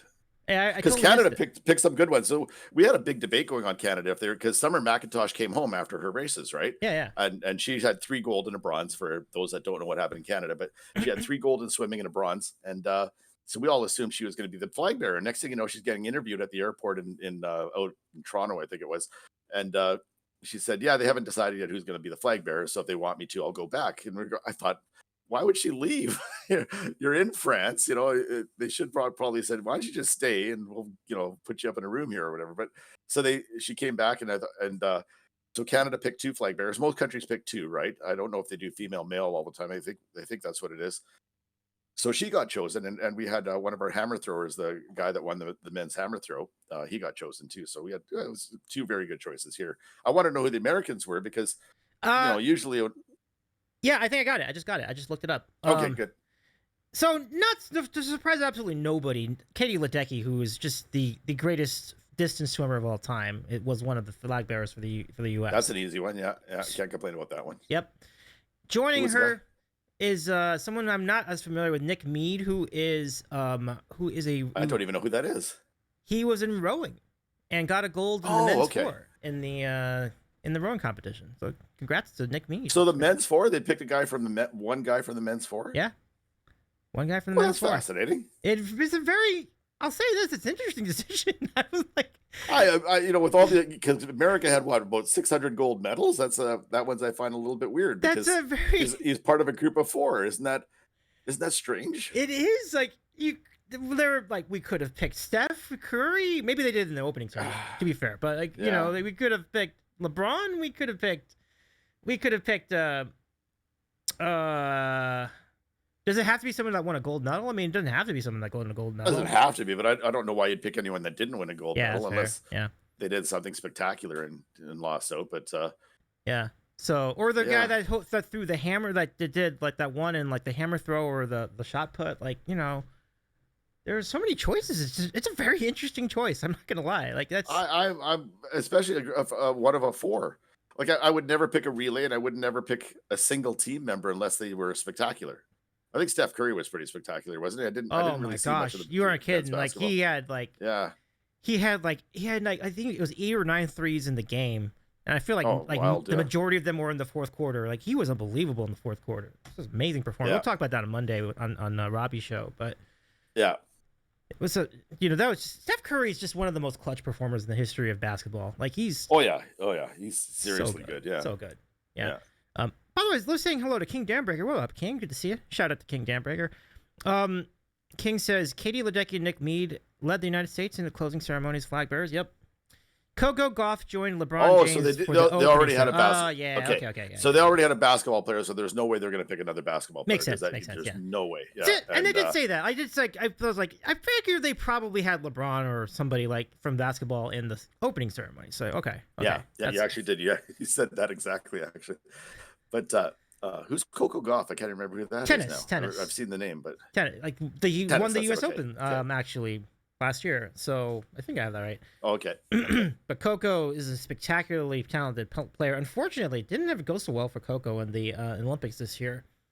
And not only that, but there's like an argument that she had with the umpire, and it just wasn't a good look. But that's where I saw her. I saw the argument with the umpire thing on a replay. Yeah, okay. I remember that now. Not a good look. Not a good look for Coco. She's still pretty young though, but still not what you want. Yeah, don't do that. Yeah. Yeah. Henry says, "Yeah, that was incredible. I was worried about in that fourth until Curry started nailing them. Yeah, it was a tight game between them and France. Like really, the women's game was tight too. Did you watch? Yeah, did you watch the women's game? I watched the very very end because like I was still tired. Okay, and I saw the score. I'm gonna tell you that. Oh, go ahead. I'm sorry. That was possibly the worst coaching I've ever seen for the France team. So the second half starts and they go up 8 points, I think it was, and all of a sudden France switches from a very tight and logical and slow moving game. They all of a sudden go to a run and gun offense, and I'm going, what the hell is going on? And right away the Americans got a 3-pointer, and me being a lifetime coach, coaching a million teams in my life, I would have just stopped the game, said, okay, you guys, we can't go run and gun with the Americans because the Americans are faster. They've got way more talent as far as shooting goes. So we got to, play it like we were. And I tell you, France outplayed the Americans like crazy up until about the midway through the third quarter when the Americans started coming back. And then I'm going, oh, this is awful. It was just terrible, terrible coaching on the French team. And they ended up losing by 1 point. The girl, did you see that last shot? I did. My God. It was like it was on the line the whole way too. I'm like, that's not going to be a 3. I'm like, that's not going to be a 3. Oh, I knew right away when she shot it. Yeah. But the funny part about that is they actually sunk it. If she was back 6 inches, 8 inches, they tie the game up and it goes to overtime. The French team was way better. I thought way better throughout the entire game or most of the game. They just made stupid judgment errors. You're right. Like I think they really outplayed the U.S. during that game. Oh, yeah. I think if you gave them an extra 5 minutes, they'd have won because they were outplaying it even towards the end. Like they couldn't. Like, the U.S. could not put it away. Like they was like like 3 points. It was 2 points. It was 1. Right. So we're like, and something about the Americans, they were just shook. They just weren't. They weren't playing well at all. And the Americans are probably a better team. The French team was really good, but they just couldn't get on board, and the French just gave it to them. It's like, let's try and run a gun against the fastest team in the Olympics. I thought it was interesting that Caitlin Clark was not on this team, but I think that was already talked about earlier. Like, I'm sure there's a reason for that. I think there's some other application. She said she didn't want to be. Yeah, and, I think so I'm not sure. They probably would have asked her, I'm sure. Yeah, I think that's what it was. They needed her.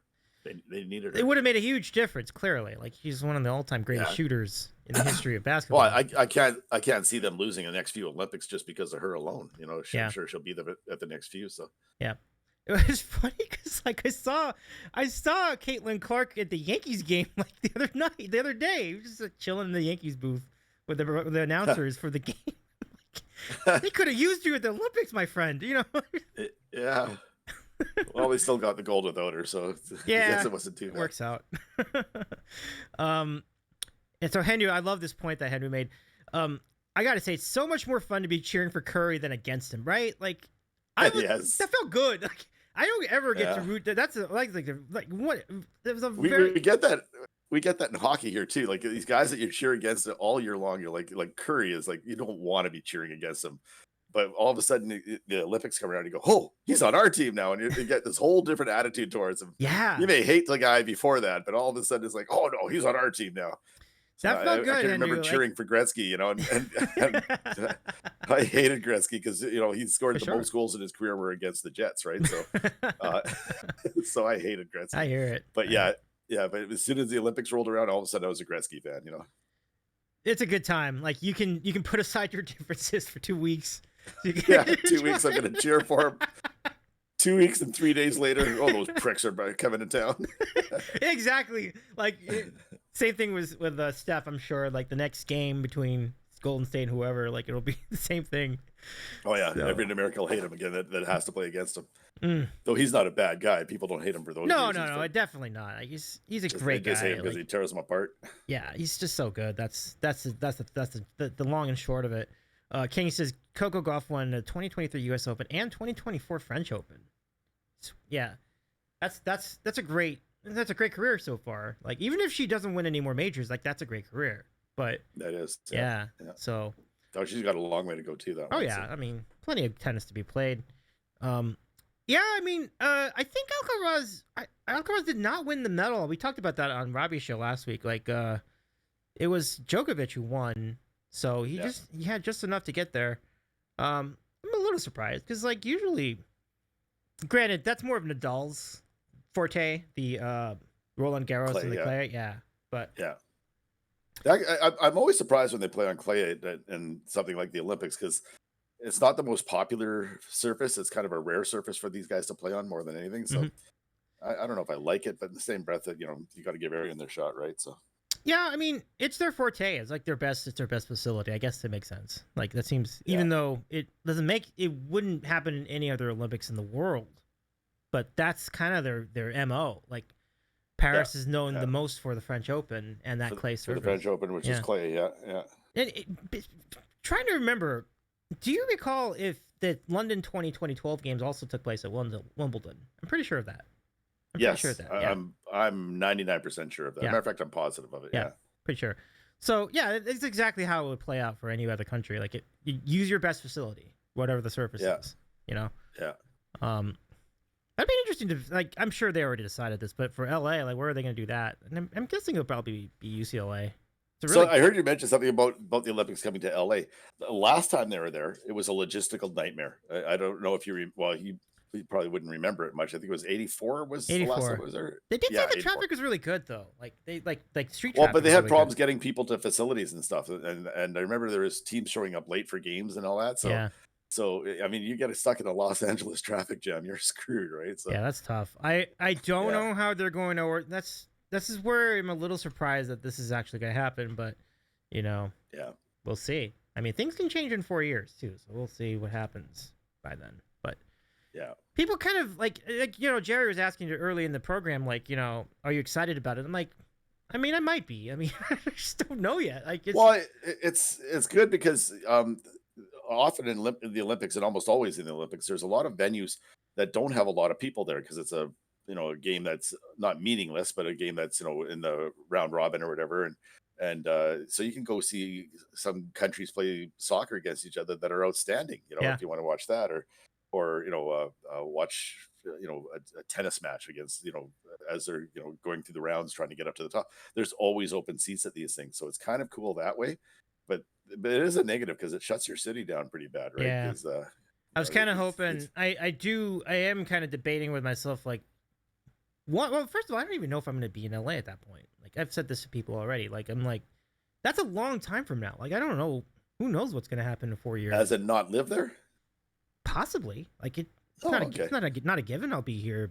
I mean, I think. I mean, probably likely I'll be in the area, right? Like, I'm pretty sure I'll be in Southern California around that time, but it's just things can happen, like who knows? Maybe I'll get a job opportunity somewhere else, and it's just I don't ever like to plan that far ahead because I just don't know.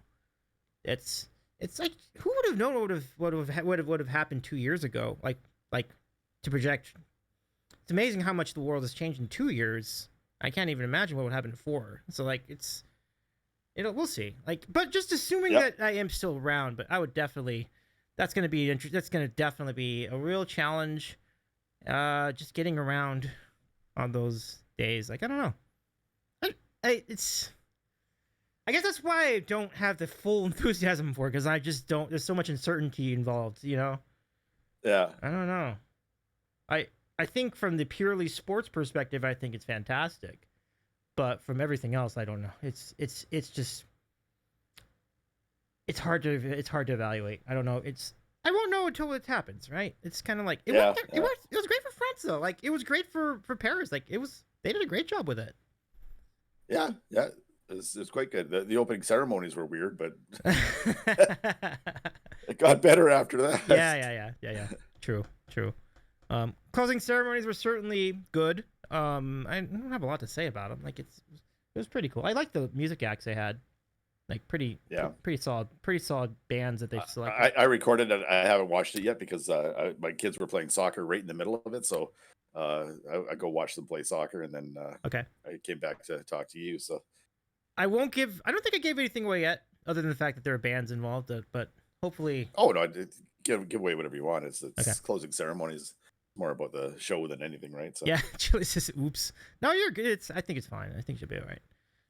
17 days till Paralympics, right? Paralympics usually are like in step with the Olympics, usually like right after it. So right after they use the same facilities. Yeah, so, it's pretty cool. So, wishing the athletes for the Paralympics the best, because a lot of legends in Paralympics too, folks. Like definitely give it up to the Paralympians.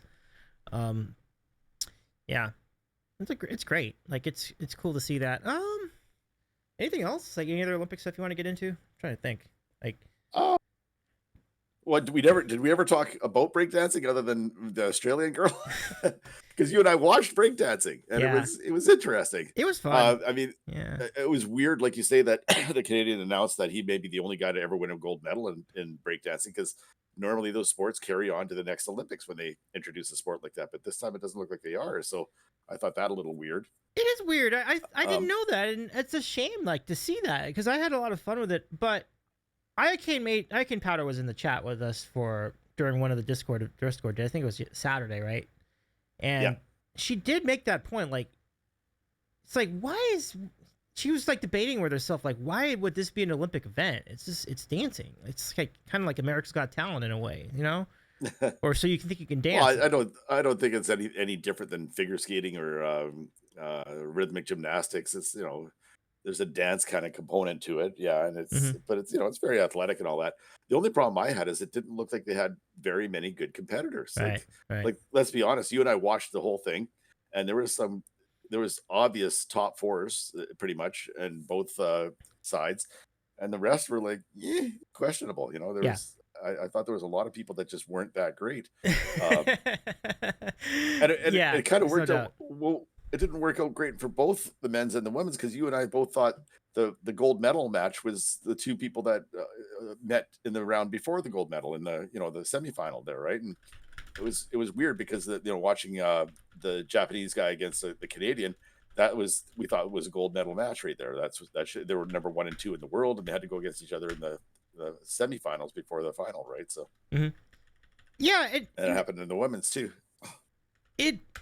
Yeah, exactly. Like we both saw one of the semifinal, like, oh, that should have been the gold medal match. Like, you know, we were so good. It was great. It looks like the stuff you see in movies, like the battles that they were having. It was great. Ami won for the women, for the B girls, and most deserved. So much fun to watch. Ami was great. Nika was so close though. Like, she was a throw. I do look forward to seeing them both somewhere else in the universe in the years to come. Yeah. And same scenario for the men. Apparently not at the Olympics. Yeah. Which may be for the best, because that means we can be spared of more of Raygun. Raygun. Oh my gosh. You know what? No one's gonna remember anything about this Olympics except Raygun. That's what everyone's gonna remember. I think you're right. You know? Because that one just went so wild after she competed. Oh, that's just, I just see that GIF being used again and again. Again and again. Oh yeah. So bad. Yeah. Like, you're just lying down and just like flopping around, like, you know, we can. Oh, she's like a fish out of water. It looks like, you know, it's just...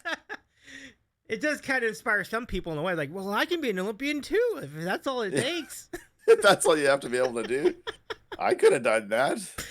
You know, it's just hysterical. We spotted it immediately. We're like, oh my gosh, she's just not on the same level with everybody. we were confused. I know. Like, and the judging was a little peculiar in it. People that watch it for the first time, like me, sitting there going, what the hell did I just watch? I thought it was pretty close, and all of a sudden I see a score 9-0. So I think I have a lot to learn about breakdancing, because I sat there perplexed, you know, watching the Canadian slaughter the French guy in the gold medal round. I thought the French guy was pretty good. I thought this is gonna be close. It was not close. Well, the first round, I guess, was close, but yeah. I guess that's the problem when your vote only just decides win or lose. There's no, like, and there's nothing in between. That's what it was. Because there's 9 judges. For people that didn't watch it, there was 9 judges, and they'd watch them dance, and then they'd put the winner up, and they'd say, got 9 votes, 8 votes, or whatever, right? And the other guy got the other votes, right? And you go, okay, it's just win or lose. There's no gray area. There's no point system. There's no, you know, he did all the moves that he was supposed to do. It has nothing to do with any of that. It's just, you watch the two of them dance, who won, and that's it. So it was peculiar to me. It's hard, and like you said, like, you know, you sometimes their votes were different from what you remembered seeing. You're like, oh, I didn't think it was that close. I didn't think it was that. Well, okay. the Japanese guy against the Canadian in the semifinals. The Japanese guy, amazing moves and physical stuff and all that. Yeah. And he lost. And I honestly, when I was watching it, I'm going, "Oh my god, he's slaughtering the Canadian. He's slaughtering the Canadian." And then they put up the scores, and I went, "Oh my god!" So it didn't matter how physical you were. If you're more physical, it didn't matter. I guess there was a lot on artistic or stuff like that I just don't understand. So Yeah, his I wouldn't his moves were pretend to wild. know exactly what the criteria are to score well or to win the judges' votes in these dance competitions. Like I have no idea. So Yeah, the one thing that I think we all figured out, we all learned very quickly is like who's good and who's not. Like, oh my gosh, the yeah, Japanese fella or the Japanese lady was so good, and on yeah. and Oh on. yeah, she was wildly good. Yeah, Oh yeah. yeah, for real. Um, so let's see. Going back, King says Australia apparently won the gold in being a meme. Yeah, Reagan will live until the end of time. But That meme will be around forever, especially if it's the first and only time breakdancing is in the Olympics. That meme will not go away. That was something. oh my goodness. Followed by Turkey and then France. Turkish shooter. I didn't catch the wave with Turkish shooter. I didn't even know what was going on when they. You remember? I don't know if you saw Robbie's show, but everybody's talking about it in that show, and I had no idea what they're talking about. Like You never saw it? never saw it. It was bizarre. This guy, so all these guys have thousands and thousands of dollars of equipment. They've got these focal things on their eyes and all that. And they go up to shoot. And they've got these weighted guns and all this stuff. And then the turkey guy comes up. Not kidding you. His left hand is in his pocket. He literally has his hand in his pocket, goes up and shoots. And it's like you're going, what am I watching here? This guy, is this a competition? Because the other guys have got all this equipment. He's got nothing. He just walks up, aims the gun, and shoots. I think he was wearing glasses, but that's not any kind of special equipment or anything like that. And he got a bronze or silver, silver. I think he ended up with, and so then you watch the next shooter come up and he got these special focal things on, and they're lining up and they're doing all this stuff to shoot, and they're perfectly stanced and all this stuff. I'm not kidding you. This guy would have been flat footed, facing the target and shoot, and you're just going, how is this guy beating everybody? Well, yeah, it is remarkable that one can go in it so casually like that and still end up doing so well. So whatever works, Yeah. whatever works, I suppose. You know what? He obviously is very good at it Yeah. because he got a silver medal in the Olympics for it. So extreme talent, obviously. That's amazing. Yeah. But it was funny to watch because he just it's like some guy walked in off the street and said, "Okay, I'll do shooting." I think that's why everybody. That's why he was so popular. That's why he endeared himself in the eyes of many people, right? Because like it just feels like that guy off the street type situation. Exactly what it felt like. It just felt like some random dude just walked up and said, "Hey, I'll shoot for Turkey." I do hope we get into Ray Gun tomorrow on the show, just because for the hilarity of it. Like it just took over the internet. Oh yeah. Yeah. The comments on it. I mean, you just can't stop laughing. That's outrageous. So we'll see. Yeah. Let me see. Anything else we should get into? I mean, diving was. What else big happened this week? There's so many things that happened, and now you have to think. Okay, so the marathon, right? Mm-hmm. So, when you watch a marathon, you basically you watch the start, you watch them at the 10K mark, see who's in the lead, and 20K mark. Every 10 kilometers you watch, and then when you get to 40K, you watch them run the last 2K to the finish line, right? Why do they show it the entire race every year on the last day of the Olympics? They could do so much on the last day of the Olympics, right? They could have all these sports that people like to watch or interested in to watch and all that. and then so this year they decided they're going to finish off with the women's marathon, which is cool because traditionally it's been the men's marathon, and they come running in at the end of the race and they finish while the closing ceremonies are getting ready to start. They time it so they're there right at the start of the closing ceremonies. And it's kind of a cool thing. I've always liked that, but now they did the women this year. But there's so much on the last, like you're so excited. You watch the Olympics for 2 weeks straight. Then you get to the last day and they're showing wrestling and wrestling. I don't mind. It's interesting to watch, but we didn't have any good Canadians this year, so it wasn't that interesting for me. But they show the entire marathon, and 3 different channels I had here were showing the entire marathon. And I'm going, and I get it. It all comes down to Philippides and Olympia. Back I mean, the history of it behind it is amazing. That's why, for people that don't know, when Romans were fighting Greece or something like that, they won the battle and they sent a runner to run back to tell them back in Athens. I think it's Athens he ran to, or is it or I would. Athens, I think he ran to. Anyway, so he ran back. It was a 26-mile distance. He ran back there and delivered the message and died on the spot because it was so far a run, right? So that's why they created the 26-mile marathon, right? Yep. So that's why I think they run it on the last day, but it's just not interesting to watch. And most often it's won by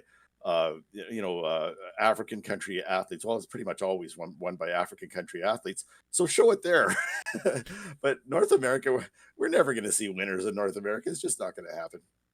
Well, do you know why the marathon is now 26 miles and 385 yards? Do you know that?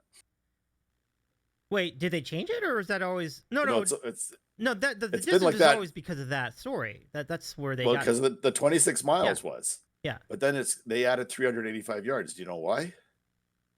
No. I think I've heard this before. I forgot, but London Olympics in the 30s. I think it was 32 or something like that. They were running the marathon, and the Queen wanted them to run by Buckingham Palace, but they'd already got the race set up. We're getting the race set up. They already had the path and all that for 26 miles. She said, I want it to go by Buckingham Palace. I want it to run right in front of us so I can watch the runners.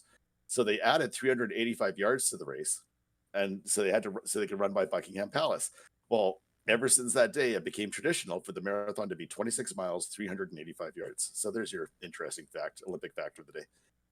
Here's the next question. Like, why are we still using miles? Like, why don't we convert it to meters? Everything else is in meters. Like, what? Yes. That's bizarre. Yes. Well, I guess the tradition is there, right? The whole Olympics is meters, right? And all that. But yeah. Were they using miles in ancient Greek mythology, though? Or in the Greeks in Roman battle back then? Oh. No, they wouldn't have, would they? They wouldn't. The mile wasn't. Was there? Now you got me going. I don't know. I mean, personally, I have no idea either. So, like, I'm just asking that question. This is a rhetorical question, really, but it's a mystery, isn't it? Now you got me wondering. Did they measure by miles back then? They must have, yeah. Because I know they used to use things in English distances, right? Yeah, was because freedom, baby. Yeah.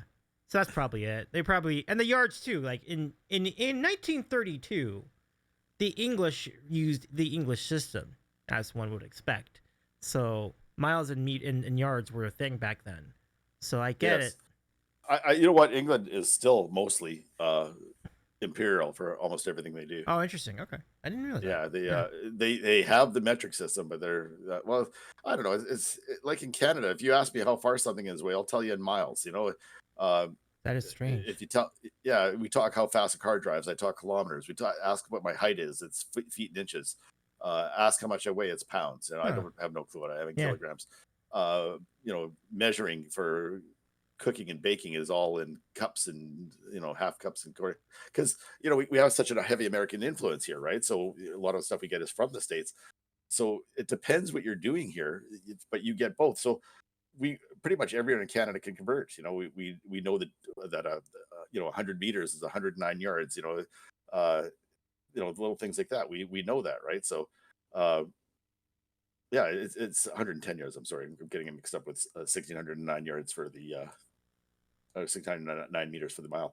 Anyway, so we just know what the differences are, and we're used to it. But it's odd here because we do both. We know that is. I was raised with both, but even though my kids are in their 20s, they both know both imperial and metric. So it's just peculiar. That is peculiar, but interesting. Very interesting. It kind of makes sense. We get that heavy American influence, right? Yeah. So that's what happens, right? It happens. I mean, we're so close to one another. I can imagine that making sense. Bahamas is Liberia too. Oh, right. Nice. Okay. Liberia. What's that about? Well, the English system, like the miles and meters and the miles and yards and so on and so forth. So okay. I was during a World Cup about maybe 4 to 8 years ago. I was like, why are they still using yards to measure the field?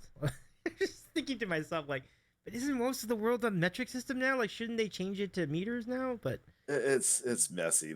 Most of the world is metric, but then there's all that traditional stuff, right? So like a soccer field or football, whatever you want to call it, is measured in yards, right? And it's wild. You kick your penalty shot from the 7-yard mark or whatever it is, and it's It's so interesting. They never changed it. Like, you know, they changed everything else. They changed the they changed the side of the road you drive on, even in some cases. But that is, that just surprised me. I'm just like, oh, I thought this was gonna be in meters. Like, okay, I guess not. But do I have it here? I found the other day. I found a little card I had from the 70s when we switched to the metric system. Oh, I had it here, but it's gone now. Damn it! I had this little card that had all the measurements of, you know, to convert back and forth. If you want to convert, because that's all we were doing back then. Is they said we're going to the metric system, and all of a sudden we're all trying to convert, and then one day everyone went, oh, screw this. So yeah, we talk degrees Celsius. I know Celsius. I know Fahrenheit too, obviously, because of the American side and all that. And we talk, you know, feet and inches for height, or we talk, you know, kilometers per hour. so we talk, yeah. So it's funny because everyone had these little conversion things in their wallet, and you know, this back before cell phones and all that stuff, right? So you're sitting there trying to calculate it out in your head, and a lot of mathing back then, just way too much math. Oh god, that's a mess. I'm not gonna lie. That's a mess. We might be backwards with our measuring system, but at least we kept it the same. We just didn't. Well, there's some serious advantages of switching over to the metric system, like Celsius slaughters Fahrenheit as far as usefulness, and it's much easier to tell. You don't have to remember 212 degrees Fahrenheit or minus 32 degrees Celsius. You don't have to Fahrenheit, I should say. You don't have to remember these weird things, right? You know, and there's just so many advantages to doing it like that. Like if you convert milliliters to, you know, to weight, you know, it's exact. You know, 1 milliliter weighs 1 gram, right? And so, you know, there's some advantages to the metric system. Right. I would like to see America do what Canada does and go halfway into the metric system. It would be better for everyone if you did, and be better for the United States. Like, I feel like it would be really cool to do that with the temperature. Like, I mean, I have no issue with that. Like, it's not that big a conversion for me. Like, you know, like you said, 100 degrees is boiling, 100 degrees is freezing. Like, I mean, 0 degrees is freezing. Why would we not do that? Like, it's well, yeah, it just makes no sense to keep, you know, Fahrenheit. You don't have to go kilometers, but if you did go kilometers, the Darwin effect would come into play. As soon as somebody sees a 100-kilometer-an-hour sign, they go, "Oh yeah, we can go fast now." Oh yeah, yeah. And then you get a lot of Darwin effect if you did that. You're very right. Okay, Rahomo, I love this comment. Don't get me started on how they measure a year in daylight, in sunsets, in midnights, in cups of coffee. You know what? I think we got a song request for our rating. 525,600 minutes. Is that it? Yeah. Yeah. Even I caught that one. Good memory, Stuart. I love it. Yeah. I think that's about it then. I think we've covered just about everything we wanted to cover tonight. Thank you so much for doing this. Like, and by the way, it was fun. Yeah, it was a good time. Like, appreciate I had a sandwich. So when I texted you, I was on my way home, and I grabbed a sandwich on the way home. I couldn't wait. I ate the whole damn thing before I got on here. And I was going to hold up my sandwich and say, "Look, Davey, I got a sandwich so I can be on your show with the sandwich." And I was so hungry. I'm going, "Oh, I'm just going to eat the damn thing already." I thought I'll just take 1 or 2 bites, right? The next thing you know, I'm on my 3rd bite and my 4th bite. I'm going, no, you did the right thing. Hungry. You did the right thing. When in doubt, sandwich. You did the right thing. Well done. It was a turkey bacon club sandwich from Tim Hortons. What? Do you have Tim Hortons in California? No. No? Okay. No, but I mean, they are starting to expand. Eventually, I think they will have Tim Hortons. Yeah, I think they're mostly just northern states. I think they have them on the East Coast where Jamie is and stuff. But the sandwiches there are actually really good. Really? So I don't. Yeah, I don't mind having their turkey bacon club. It's quite good. It sounds great. Yeah. Yeah. But hey, Stream Scribe, what's going on? How you doing? What up, Carlo? Shout out to Carlo. Wait, what? Oh yeah, Carlo, did you not know? Oh yeah, it's. Oh yeah. Yeah. Oh, awful news. Awful news. We got into it at the beginning of. We got into the beginning of the stream. Just. Yeah, it's still shocking. Even like several weeks on, it's still pretty shocking. Yeah, but we're sending all of our condolences to Dancer Chef Frank's family. No, it's okay. No worries. Oh, it's okay. We're near the end anyways. And you know what? It's you know, I want to mention that we've known far too many people that have passed away in the Twitch community in the last few years. I know. What is the deal with that? It's like, I don't know. It's almost like it's a cursed place to be because there's some great people that we all loved and had had great times with it and fun with it and all that. So yeah, it's kind of sad. Yeah, it really does make you appreciate the people you have in your life, as you have them. And really, let's not do this again for a while. Like these are some incredible. Yeah, that's souls. enough. Enough of that. Yeah, I agree. But yeah, if you're not following the Stream Scribe, absolutely go follow our word artist wizard, the Stream Scribe. Amazing people. So let's go raid, and hopefully they'll give us a song request. And if we do, we're gonna request. How many? What was that number again? 525,600 minutes. That one. What's the name of that song? Seasons of Love. Seasons of Love. Seasons of Love. That's it. That's it. Yeah. And it is. Yeah. I can remember the 525,000. I can't remember the name. Yeah. Kind of sad. Yeah. But thank you, everybody. Thank you, King. Thank you, Rohomo, as well. Big time. And Jamie, and my big time, Odd Love. Thank you, Jillian. Glad you enjoyed it. And give a shout out to Jillian Hayek as well. Follow our friend G. Let me do that. Let me just throw it in myself there this time. There you go. And then Carlo, of course, the Stream Scribe. Make sure to follow our friend as well. We are gonna raid. Oh, I got to give it a shout out. You got to follow this guy too, everyone. Ah. And Raygun. Follow Raygun. I was kidding. Raygun. Don't follow Raygun. Oh, there's one thing I did want to mention. So Canada had a female pole vaulter, and she did really well. Ended up bronze. Yeah, she ended up with bronze, and so I'm watching this girl, and my wife and I are sitting there watching her. My wife keeps mentioning she is so pretty, and she's like seriously good looking. So we're watching this, and then I'm getting a channel warning. I get my wife says, "Yeah, she's so good looking and all this," and the wife looks her up online, and apparently she has a For You page. I said, "Oh my god, that's why she did so well. She had 2 personal bests to get up to a bronze medal, and yeah, she's just doing it for her For You page." So what? Yeah. Oh, she's quite good looking. I can't remember her name. But look at the Canadian pole vaulter, and say, "Holy cow, she's good looking." But yeah, Canadians be good looking. I tell you what, like For You or OF. Good question, Jillian. Wait, no, was it OnlyFans? No, it's OnlyFans. You're right, Jillian. It was OnlyFans. OnlyFans. You're right. I was thinking it was. I mean, For You is like OnlyFans, right? It's kind of similar idea. Like, yeah. Like, yeah. I'm not surprising. I guess. No, I'm glad Jillian corrected me on that. No, she has an OnlyFans page, and I'm like, so I don't know anything about OnlyFans, but every time I hear about it, it's never good. and as in Only Farms. Only Farms. Okay, that's spectacular. That's spectacular. Yeah. But thank you for mentioning that. Like, I'll make a note of it. Go follow her too. It's funny one. Yeah, go look at her. Actually, she's a really good looking girl. But the funny thing is that she has an OnlyFans page. I'm going, I don't know if that's good or I guess there's some people that go on OnlyFans that are. I guess it's good content. It's not entirely slutty, right? Like there's actually. I don't know. I've never seen it, and I keep thinking to myself, I should go look and see what this is about, because every time I hear about it, it's like, oh my god, it's OnlyFans. Yeah, your wife will be very much on board with this idea. Research, wife, research. God damn it, I'm doing research. Oh my goodness, but Jamie says, "Yeah, okay." Yeah, okay. Jamie, can you go look up OnlyFans for me and tell me what the Canadian pole vaulter does on there? What a way to! I know you've got. I know you've got an account there, Jamie, for sure. Yeah, I love it. So again, thank you so much, Stuart. This is really, really fun. Like that was fun. Do it again sometime. Davey needs an OnlyFans sandwich. Oh God. I don't know. I don't think the world's ready for that. I don't think the world's ready for that. All right. But we should go, because I want to make sure we get out before anybody raids in or anything like that, because I do want to get rolling and make sure we represent our Only Condiments. Oh my goodness. Only Condiments. That's the food version of OnlyFans. Only Condiments. The sandwich show is only condiments. You got to put an OM in there instead of IM. OM? Yeah, there you go. Yeah, I got it. Cool. Yeah, if we get the question, how is stream? We talked about the Olympics. Yes. There we go. And OnlyFans.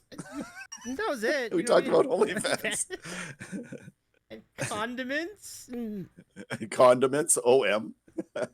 Only pans, all paninis. I'll pump that up. I'm all in. Only There we go. paninis. Oh, that sounds good. Jamie, I think remember you may have actually hit on something pretty serious here. This is actually a really good idea. Only paninis. That sounds great. Like, that sounds super great. I love paninis. Same. So good. I'm not sure if I've had one on the stream, but I should have. No, I think I did. I had to have. Like, the hundreds of sandwiches I've had on this channel, I gotta think one of them was a panini. You gotta think so. You had a panini at one time. Yeah, for sure. So, anyway, yeah, y'all follow our friend, follow our friends, Stuart and Jane. Well, I guess Stuart too. If you ever start streaming, we'll let people know. Jillian Hayek, of course, who's Stuart Mods, and also the Stream Scribe, and also Photic Photon, who was here earlier, the Rev the Storyteller. Anybody else? Did I miss anyone? But thank you all for being here. This is really a blast. I appreciate you being here on this pop-up scenario. You will see me tomorrow at Robbie G Sports OTHP, aka Sports on the Hill. And you can find Sports on the Hill on multiple platforms, but I recommend Twitch. You'll see me there. We'll be talking about a lot of different stuff over there too. So, Mods, can you give a shout to Robbie's channel? Like Robbie, just Robbie Command will be fine. And yeah, follow Robbie. You'll see me there tomorrow night, starting at midnight. I mean, midnight. Holy cow! Midnight. I don't know if I'll make it to that show. Robbie G Sports OnlyFans THP. No. 9 o'clock Eastern. 9 o'clock Eastern tomorrow on Robbie's channel. So go Jamie said she found her. So after we get off here, Jamie's going to share her screen so we can see. Okay. The pole vaulters only fans. I'm kidding, of course. Perfect. Just not on. Yeah, we'll do it off the stream. Off the stream. Yeah. Stream. Okay. Stuart, join us in following Stuart. Their last scene twerking. Wait. By the way, did that actually happen? Oh my god. Did we get a little Stuart twerk on stream on Jillian's channel at all or something like that? I was trying to remember that. I don't know.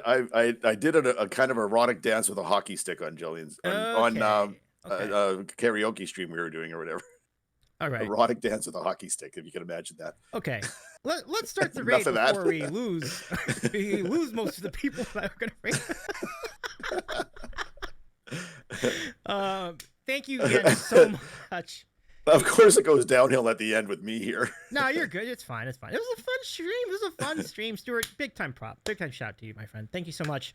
Ironic or ironic? Ironic. Oh my god. Or maybe both at the same time. So yeah, Robbie tomorrow. Check out Robbie's channel. I'll be there for at least a percentage of that show. We'll be checking the Olympics. It'll be good times. You know what? I will be super impressed if you get him over to talking about OnlyFans during the stream. Yeah, no, for sure. I'm gonna let him drive the bus this time. Like, I'll let him drive the topics, and then near the end, I'll be like, this is pole vaulter that actually has an OnlyFans. What do you think of that, right? Chaos ensues. Oh, put a picture of her up there. Then it would have piqued their interest for sure. Good call. Anyway, we're gonna be raiding Claire Picks, and it's a very wholesome channel. So obviously we won't be talking about OnlyFans over there, but we are gonna be catching up with our friend Joy, who's on stream with Claire tonight. This is gonna be great. Give our friend Claire a follow. She's extremely talented, and she's based around Houston, Texas. Like, do the thing. Good night, everybody. We'll see you, Claire. Make sure to follow and say hello to our friend Joy as well. Copy the raid call. We'll see you there. Bye, everybody. Take care, everyone. Good night, everyone. Bye, all.